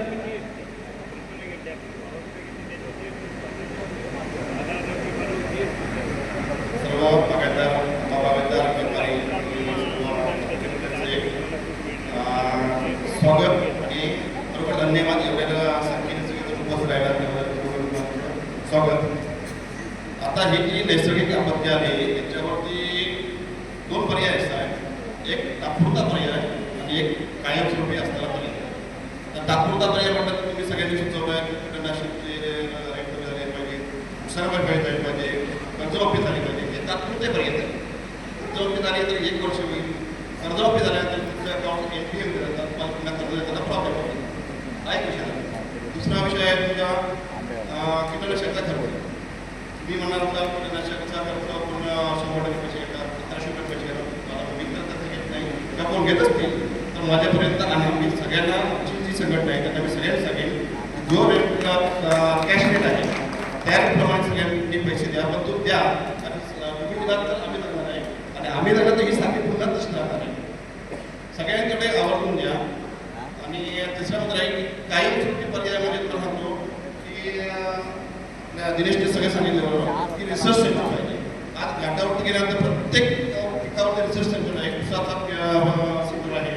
आंब्यामध्ये असं काही नाही आहे सेंटर, ते फक्त काजूवरती करतात. आंब्यासाठी काही तसं ठोस पर्याय तुम्ही काढलेला नाही. आतापर्यंत थ्रिप्स येऊन मला वाटतं एक 15 वर्ष तर झाले असतील. त्याच्यामध्ये एक औषध त्यांनी अजून शोधलेलं नाही, किंवा जे मार्केटमध्ये औषधं उपलब्ध आहेत ती बाबा घेऊन फवारल्यानंतर बाबा त्याचं काय गरज आहे अजूनही काही त्यांनी काढलेलं नाही. त्यांचा दोष आहे. आपण आपला कोण मी सांगतो किंवा कोण आपल्याला एखाद्या चर्चा करून आपण ठरवतो की बाबा हे मारूया ते मारूया, पण त्यांचा ठोस असा काही अभ्यास अजून झालेला नाही. त्या संदर्भात त्यांना आपण विनंती करूया की तुम्ही काहीतरी याच्यावरती पर्याय शोधा, किंवा जे औषधं मार्केटमध्ये उपलब्ध आहेत ती कमी दरात आम्हाला द्या, किंवा पहिल्यांदा असं मिळायची पंचायत समितीमध्ये औषधं तशी आम्हाला उपलब्ध करून द्या, अशी विनंती करूया की ती कायमस्वरूपी मिळाली पाहिजे. हा पर्याय एक आहे. दुसरे विषय रिसर्च सेंटर हा पाहिजेच पाहिजे. येणारा खत औषध त्याच्यावरती लॅब पाहिजे, त्याच्यात ते तुम्ही म्हणताय टक्केवारी आहेत की नाही हे त्यांनी बघितले पाहिजे, किंवा त्यातली मार्केटमधली जी औषधं उपलब्ध आहेत त्याचे माहिती झाली पाहिजे. ते घेऊन औषध त्यांनी स्वतः फवारणी करून बघितली पाहिजे. आता यांच्या सगळ्यांच्या रिसर्च सेंटरच्या बागा आहेत, पण यांच्या बागा करारावरती दिलेले आहेत. हे स्वतः करत नाही. यांना कशासाठी बागा दिलेल्या आहेत, यांनी काहीतरी रिसर्च करावं त्यांच्यावरती, एखादं औषध आहे की ते बघावं यासाठी त्यांना बागा दिल्या नाही. यांच्या बागा करारावरती दिल्या, त्या क्रियेची बाग करारावरती असतात असं कुठं सांगेल कोण. हे तुम्ही ट्रायल घ्या आणि आम्हाला काय सजेशन करा.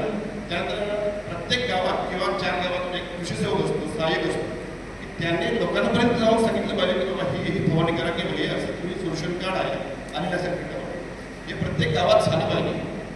आणि एक मोठा मुद्दा काट्यावर गेलं तर प्रत्येक तालुक्यामध्ये तुम्हाला विक्री व्यवस्था केलेली आहे.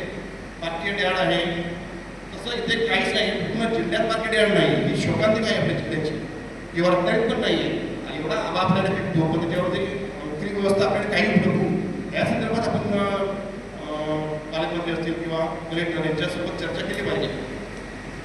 आणि यासाठी सगळ्यांनी एकत्र येऊन प्रत्येकाने आपण सगळीकडे जाऊया, अशी एकत्र यायची गरज आहे. आणि प्रत्येक वेळी आचारसंहिता संपली की आपण सगळ्यांनी ठरवूया आणि सगळ्यांनी आपण तिकडे जाऊया. आणि तुम्ही तोरणकरांनी सांगितलं होता की जो रेट आता कॅशेट आहे त्या रेटप्रमाणे आपण पैसे घ्यावे, अशी मी त्यांना विनंती करून सगळ्यांकडे त्यांना एवढं बघून थांबतो.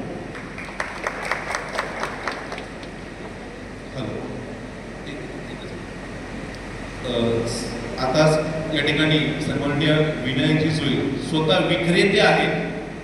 औषध विक्रेते असताना सुद्धा त्यांना ती झळ का आहे त्यांनी मला सांगितलं की मी पण स्वतः आंबा बागायतर आहे, म्हणून मला ती जाणीव आहे. आणि एवढा विक्रेता कोणीही सांगू शकत नाही की मी पुऱ्या जिल्ह्यातल्या विक्रेत्यांची मी जबाबदारी घेतो. त्यांना मी समजावून सांगतो की तुम्ही घेतलेल्या म्हणजे तुम्ही जी खरेदी केलेल्या रेटमध्ये यावर्षी तुम्ही औषध द्या. या जोरदार टाळ्या वाजवा सरांसाठी. सरांनी एक मुद्दा उपस्थित केलेला की रिसर्च सेंटर 2 वर्षापूर्वी मी मोठा तमाशा केला होता. माझा व्हिडिओ भरपूर व्हायरल झाला चट्टीवरचा थ्रिप्सच्या संदर्भात. सगळ्या कृषी अधिकाऱ्यांना असं धारेवर धरलेलं आणि त्याच वेळी मागणी केलेली की जे माती परीक्षण आहे ते माती परीक्षणाचं लॅब आपल्या SS केळकर सहज केळकर कॉलेजची जी लॅब आहे प्रयोगशाळा त्याला अटॅच करा म्हणून, त्याला द्या म्हणून मान्यता माती परीक्षणाची. आणि दुसरं रिसर्च सेंटरसाठी जे वेंगुर्लेला आहे त्याचा आमच्याशी काही संबंध नाही आहे आंब्याशी, ते आम्हाला रामेश्वरला द्या. कुठे ज्या ठिकाणी आता मुंसचं काम करत आहे त्या ठिकाणी मी स्वतः मागणी केली आहे, पण त्या घडीपासून मला कृषी विभाग बघून घेत नाही. एवढं वाईट झाल्याच्या नंतर मी, कारण मी पुढे येऊन बोलतोय पण मी निर्लज्ज. मी एक शेतकरी, माझा पिंड शेतकरी, माझे आजोबा शेतकरी, माझा बाप शेतकरी, आणि मी किती जरी मोठा झालो तरी मी आंबा बागायतदार आणि आंबा बागायतदारासाठी मी कायम पुढे असणार. फक्त तुमच्यासारख्या आंबा बागायतदार फक्त 7 वर्षात मग भले काही होऊ द्या. आजच्या घडीला सरांनी सांगितलं कृषी सहाय्यक म्हणून आमच्या गावातल्या कृषी सहाय्यकाची लगेच दुसऱ्याशी बदली करून टाकली. आमच्या गावातल्या कृषी सहाय्यकाची दुसऱ्याशी बदली करून टाकली आणि तोच एक कृषी सहाय्यक ज्यावेळी 2 दिवसापूर्वी सावरघाटी कुणकेश्वर या ठिकाणी एका बागेमध्ये रिसर्च करत असताना देले सरांच्या बागेमध्ये हेमंत वादकर नावाची व्यक्ती आमच्या कुणकेश्वरचं प्रगतशील बागायतदार याच्याशी जेव्हा बोलणं झालं निर्लज्जसारखं हसत होता. ही सगळ्यात वाईट गोष्ट आहे. माझा कोणावर माझा रोष नाहीये, फक्त एवढंच आहे, आमची चेष्टा करू नका. जे आमचे कष्ट आहेत, जी आमची मेहनत आहे, त्या मेहनतीत आम्ही रडतो. आज आमच्या घरामध्ये बायकाचे दागिने नाहीये. बायकाचे दागिने आमच्या मंगळसूत्र जे दाबात आम्ही घातलं होतं 7 जन्म बघा हीच बायको घेऊन बघा नवरुम्या बोलून बाय आम्ही दागिने घातले ते आज बँकेत असतात. खरा की नाही? आमच्या पोरांना आज आम्ही कुठे नेऊ शकत नाही. त्यामुळे तुम्ही संघटित झाला. तुमचे पुनश्च एकदा मनपूर्वक आभार मानतो. कोण बोलतोय? नमस्कार, मी निलेश पेटे. तुला कसा की विक्री व्यवस्थेवरती काम केलं पाहिजे. आता एवढे तुम्ही जमणार नाही, शेतकरी एवढे जमत नाहीत. तर आपण काय केलं पाहिजे की सह्याद्रीचा नाशिकचा त्या धर्तीवरती आपण एक ग्रुप स्थापन करूया. म्हणजे शेतकऱ्यांच्या एका ठिकाणी आलात सर्व तर आपल्याला खूप प्रकारे चांगल्या प्रकारे मार्केटिंग करून चांगलं उत्पन्न वाढवते. उत्पन्न तुमचंच वाढत नाही, कारण 2 ते 2.5 हजार या राशीमध्येच आपण 10 वर्ष खेळतो आणि आपले खर्च दुप्पट तिप्पट चौपट होत चालले आहे. त्यामुळे आता कुठेतरी उत्पन्न वाढीच्या दृष्टीने आपण प्रयत्न करण्याच्या दृष्टीने केलं पाहिजे. परवाच्या दिवशी आंबा उत्पादन संस्थेमध्ये ते GMR लॉजिस्टिकचे साहेब आले. त्यांनी सांगितलं की इंटर कंट्री ट्रान्सपोर्ट कसं करायचं किंवा काय करायचं. तर त्यांचं काय म्हणणं की दिल्लीमध्ये किंवा आपलं बँगलोर हैदराबाद ही मार्केट आहे, तिथे भयानक डिमांड असते, पण माल उमत नाही. कर्नाटक धारवाडवाले येतात, तिथे आपले बॉक्स भरतात, एवढं नावाचं मिक्स करतात, ठेवतात. हा सगळा कार्यक्रम चालतो मोबाईल विमानतळावर. आपल्याकडचे फक्त 2 ते 3 शेतकरी जातात. रत्नागिरीचे 40 ते 50 शेतकरी मोबाईल विमानतळावरून तिथे पाठवतात. तर एवढे जमलात ना तुम्ही तर एक काम करा की सगळ्यांनी मिळून एक संघटनेपेक्षा एक सहकारी संस्था किंवा फार्मा प्रोड्युसर कंपन्या टाईपवर काहीतरी तयार करूया की ज्याच्यामध्ये आपल्याला एक्सपोर्ट करता येईल. आता कसं झालं सगळी आपल्या गाड्या आता दलालांच्या हाती, त्या दलालांच्या हाती न देता आणि त्याला अजूनपर्यंत उघडपणे विक्री करत नाहीत कोणाची. सगळं दाबूनच चाललेलं आहे. त्याच्यामुळे त्याला मर्यादा करण्यासाठी आपणच कुठेतरी पुढे आलं पाहिजे. त्याच्याकडे ह्या एवढ्या लोकांनी जर 700 जणांची जागा प्रत्येकाने 1,000 जरी काढले तरी भरपूर पैसा जमवून आपण निर्यात सुविधा केंद्र इथे चालू करू शकतो. निर्यात सुविधा चालू केलं तरच आपल्याला प्रत्येक एकड्याला 1,000चा भाव मिळू शकतो. लक्षात घ्या. हे प्रोसेसिंग युनिट इथे झालं म्हणजे मॅन्युफॅक्चरिंग आणि प्रोसेसिंग युनिट इथे झालं तरच आपल्याला काहीतरी उत्पन्न वाढीच्या दृष्टीने प्रयत्न करता येईल. आणि उत्पन्न वाढलं तरच आपण काहीतरी करू शकतो.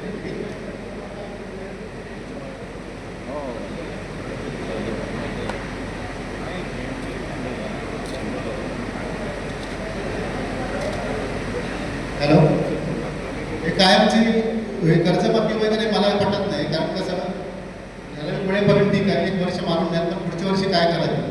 जोपर्यंत आपली उत्पन्नाची लेवल वाढत नाही तोपर्यंत आपण काही करू शकत नाही, कारण खर्च सगळ्या बाजूने वाढलेले आहे. म्हणून उत्पन्न वाढीच्या दृष्टीने तुम्ही सगळ्यांनी एकत्र येऊन एक फार्मर प्रोड्युसर कंपनी किंवा सह्याद्रीचा ग्रुप आहे त्या टाईप. सह्याद्री ग्रुपमध्ये आता 18 ते 20 हजार शेतकरी आहेत, जे शेतकऱ्यांचं पूर्णपणे औषधांपासून खतांपासून सगळं तिकडेच मॅनेज केलं जातं आणि सगळ्यात कमीत कमी किमतीत आणि जास्तीत जास्त किमतीत तुमचा माल विकला जातो. कमीत कमी किमतीत सगळ्या लिमिटला तुम्हाला उपलब्ध करून दिल्या जातात. त्यामुळे एका छताखाली सर्व होऊ शकतं. पण ह्यासाठी आयडिया करण्यासाठी तुम्ही सगळ्यांनी एकत्र येणं गरजेचं आहे. मी त्याला सपोर्ट करून सपोर्ट तयार करूया. थँक्यू.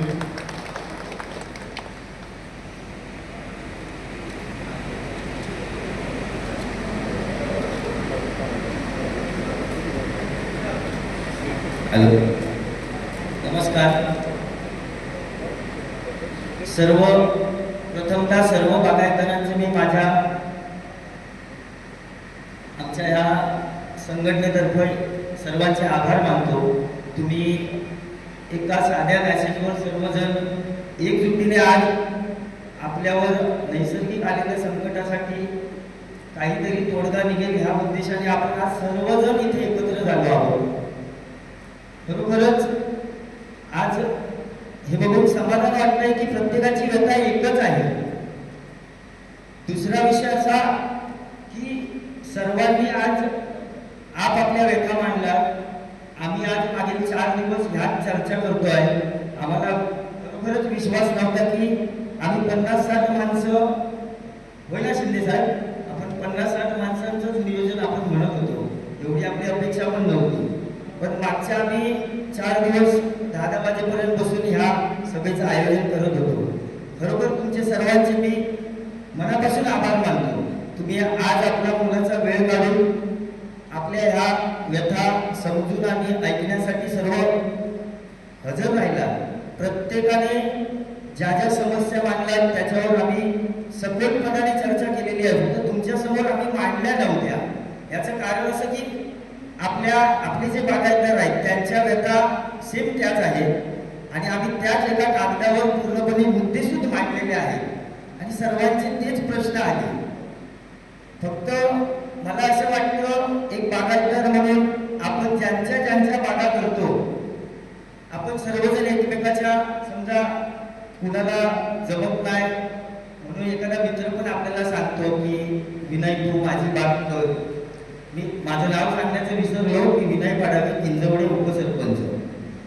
तर माझी बाग कर तो एक भावनेचा मुद्दा असतो, पण जेव्हा आपण व्यावहारिक एखाद्याची बाग करतो तर आपण त्याला जून महिन्यात पैसे देत असतो. माझा मुद्दा सगळ्यांनी लक्षात घ्या, आपण सर्व बागायतदारच आहोत. तर ते पैसे देण्यासाठी आपण दलालाकडून मला 25 लाख जून महिन्यात पाहिजे, आजपासून त्याची व्यवस्था चालू आहे. दलाल सांगणार मी तुला 2%, 4%, 5%, तू किती ते माग मी देतो. मग याच्यावर एक बागायतदार आणि इथे बाग मालक पण आहेत ना, बाग मालक म्हणून पण इथे सर्व आहेत. तर माझी विशेषतः बाग मालकांना पण ही विनंती आहे की तुम्ही त्या बागायतदाराला, त्या व्यापाऱ्याला जर जानेवारी, फेब्रुवारी किंवा मार्चमध्ये पैसे देण्यासाठी सांगाल तर खरोखर तुमचे 25 लाख रुपये देताना त्याचे प्रत्येक महिन्याला 50-50 हजार रुपये व्याजाचे वाचतील. खरं आहे ना बाबा? दुसरा विषय, मगाशी मी इकडे यायला बाहेर पडलो तेव्हा एका माझ्या मित्राने मला बरोबर फोन करून असं सांगितलं की विनय शेठ, अमुक एका दलालाकडून मी पैसे घेतले, मला 12% त्याने व्याज लावले, आता तो काय कटवणार त्याच्यात? शॉकिंग होतं हे. मी त्याला विचारलं, अरे तू काहीतरी ऐकण्यात चुकला असेल. नाही मला तसंच सांगितलं, अरे बँकेच्या व्याजाने असेल. नाही सावकारी व्याजानेच मला वाटतंय. मुद्दा तो नाही आहे. आपण एक संघटना म्हणून आज इथे निर्णयासाठी आलो आहोत. हा मुद्दा चुकीचा वाटतोय का तुम्हाला? एक बागायतदार म्हणून नव्हे, पण खरोखर बागेचे मालक म्हणून आपण सर्वांनी त्या जर व्यापाराचा विचार केला तर त्याला कर्ज काढावं लागणार नाही. तुम्ही तुमचे आंबे काढण्याचे आधी पैसे घ्या झाले, पण ही गोष्ट आपण जेव्हा औषधाच्या कंपनीच्या डीएम पर्यंत आपण आज इथे बसून बोलतोय, आपण तर इथे घ्यायला निर्णय सगळे सक्षम आहोत. तुम्ही सर्वांनी एक डिसिजन घ्या ना की बाबा होय आपण मार्च महिन्यापर्यंतच पैसे द्यायचे. एक व्यापारी म्हणून कोणावरच लोड येणार नाही. येईल का? येईल शिंदे, गणेश येईल, नाही येणार ना. आणि सर्वजण 1 वर्ष सुस्थितीत येईपर्यंत त्यांना वेळ मिळेल. जसे की आता तुम्ही म्हणताय तसे सर्वच तुटणार आहे, कोण याच्यात सुटणार नाहीये. आमच्या सगळं तळागाळापासून वरचा ज्येष्ठ श्रेष्ठ सगळे आज विनायक गुरींसारखे माणूस हतबल झाले आहे. ते शंकर नाणेरकर डिसेंबर पासून धरलो. आज अशी परिस्थिती आहे, मेंटालिटीला आलो आहोत आपण सगळे. मला माहिती नाही माझ्याकडे बाबा कधी अशी परिस्थिती असेल मागच्या 22 वर्षात. मी फार लहान असल्यापासून या व्यवसायात काम करतोय. प्रत्येक औषधवाल्यांकडून जी आपण अपेक्षा ठेवतो आहोत त्या बिचाऱ्यांनी काल परवापर्यंत आजपर्यंत आणखी महिनाभर पण ते सगळ्यांच्या बागा फिरल्या आहेत, पण कुणाला औषध नाही म्हटलं नाही. आपलीच माणसं आहेत. आपण त्यांच्या परीने नसलं तरी आपल्या परीने पण आपण त्यांचा सगळ्यांनी विचार करणं भाग आहे. आपण जगलो, ते जगले तर आपलं येणारं वर्ष आपल्याला ते सहकार्य करतील. नाही तर पुढच्या वर्षी त्यांची पण संघटना आपल्याला सांगू शकते ना की बाबा तुम्ही पैसे द्यावीच घ्या. आपण कोणच त्या पायरीपर्यंत आपण त्यांना तिथपर्यंत आपण सक्षमपणे ते नाही कोण करू शकणार प्रत्येकाच्या व्यवसायाच्या तुलनेत. दुसरा विषय, आमची एवढी मागचे 3-4 दिवस चर्चा होत असताना आम्हाला बरोबरच वाटलं नव्हतं की हा तुम्ही तुमचा सर्व बागायतदारांनी एवढा चांगल्या प्रमाणे उत्स्फूर्त असा प्रतिसाद या मेळाव्यासाठी द्याल. खरोखरच मला समाधान वाटतंय. तुम्ही सर्वांनी आपापल्या समस्या मांडलात, योग्य मांडलात. त्यासाठी आपण एक संघटनेच्या बळावर योग्य ती दिशा, योग्य ते प्रयत्न निश्चितच करू. सर्वजणांनी ह्यासाठी आपल्याला तुमच्या सर्व जणांचं पाठबळ आवश्यक आहे. आज फक्त आलात एवढ्यावर समाधान मानू नका. हे सर्वांनी आपण एकमेकाला सहाय्य करू आणि एकोप्याने अशा उद्देशाने आपण आज एकत्र आलो आहोत. आणि या संकटाला आपण सर्वांनी अगदी तळमळीने या संकटाला सामोरं जायचं आहे. साम जसं आपला किरण मगाशी म्हणाला, साम दाम दंड भेद सगळी आहे. आज मला असं वाटतं की एखादं वर्ष माझ्यासाठी बॅड गेलं तर सगळेच आहोत, पण एखादं बॅड गेलं म्हणून माझं काही नुकसान होणार नाही. माझी तळमळ मी शिंदे साहेबांना पण बोलून दाखवली. आम्ही कसे तरी निभावून नेऊ, पण सर्वसामान्य माणूस तो अक्षरशः उठणार पण नाही आहे. त्याचे खायचे वांदे होणार नाही. मी खोटं नाही ना बोलत आहे, हे पटत आहे ना तुम्हाला? बरंच ना. आज ही व्यथा नुसतं आसमानी संकट म्हणून चालणार नाही. आपण जेव्हा समोरच्यांवर जेव्हा आपण प्रेशराईज करतोय, आम्हाला अमुकाने हे द्यावं, अमुकाने ते द्यावं, एवढं पण वाटतंय तेवढं सोपं नाही. 5-50 हजार रुपये तोडकी मोडकी कुठेतरी पीक विम्याची रक्कम याने आपलं काहीच भागणार नाही. आमची आज 70-80 लाखाची बिल आहे. 10 वाजता सगळ्यांनी देवगड तहसीलच्या जे आपण जे मैदान आहे या बाजूला गेलो, त्या ठिकाणी आपण सगळ्यांनी जमूया आणि आपण रिसर्च करूया. आपल्याला कोणाशी वाद करायचा नाहीये, आपल्याला कोणाला टार्गेट करायचं नाहीये. फक्त जे आहे आमचं हक्काचं ते आपल्याला मिळवायचं आहे, एवढंच फक्त आपला उद्देश आहे. सगळ्यांनी एकत्र येऊया, एका गटाने एका मताने आपण निवेदन देऊया आणि आपला आपण हेतू साध्य करू. आमच्या या ठिकाणी विक्रेते आहेत सर्वांनी विनायक जोळे साहेब. पण ज्यावेळी एखादा कंपनी आपला एखादा मॉलिक्यूल म्हणजे एखादा घटक असेल, सायबर व्यक्ती म्हणा किंवा फंगिसाइड पोषण असेल म्हणा, जेव्हा ते विक्री करायला आपल्या गावात यायची ना, ते औषध दुकानाला पहिले भेटायची नाही. ते कोणाला भेटायचे माहिती आहे? ज्याच्याकडे 50 कलमा होत, ज्याच्याकडे 100 कलमा होत, अशा बागायतदारांना भेटायचे आणि त्यांना ना ते 100 मिलीची किंवा 200 मिलीची जी बॉटल असायची, ती बॉटल ते घेऊन त्या बागायतदाराला घेऊन बागेत जायचे आणि 1-2 त्या झाडावर कलमावर फवारणी करायची आणि तो रिझल्ट आल्यानंतर ते औषध आपल्याला त्या दुकानवाल्याकडे म्हणजे विक्रेत्याकडे मिळायचे. मात्र आता तो विषय सेल्समनचा विषय गेला. त्यामुळे थोडीशी गडबड आहे आणि हा विषय यांचा नाही आहे. हा विषय कोणाचा आहे तर कंपनीचा विषय आहे. तुम्हाला ज्यावेळी कंपनीचे प्रतिनिधी येतील आपल्या या यंदाच्या आसमानी संकटासाठी चर्चा करण्यासाठी, त्यावेळी आपण काही गोष्टी त्याच्या आपण बोलूया, त्यांना पण आपण सजेस्ट करूया की तुम्ही असं नको असं करा म्हणून. आपल्याला काय वाईट गोष्ट काय करायची नाही. सगळ्यांचे पुनश्च एकदा आजच्या आंबा बागायतदार व व्यापारी वर्ग देवगड यांच्या आसमानी संकटाच्या संदर्भात जी काय आपण चर्चा आयोजित केली, त्या सगळ्या माझ्या बळीराजा वर्गाचं, शेतकरी वर्गाचं, आंबा बागायतदाराचं, व्यापारी वर्गाचं आणि आम्हाला सहकार्य करणाऱ्या सगळ्या पत्रकार बंधूंचं मनपूर्वक या ठिकाणी आभार व्यक्त करतो आणि आजची ही चर्चा या ठिकाणी संपली अशी जाहीर करतो.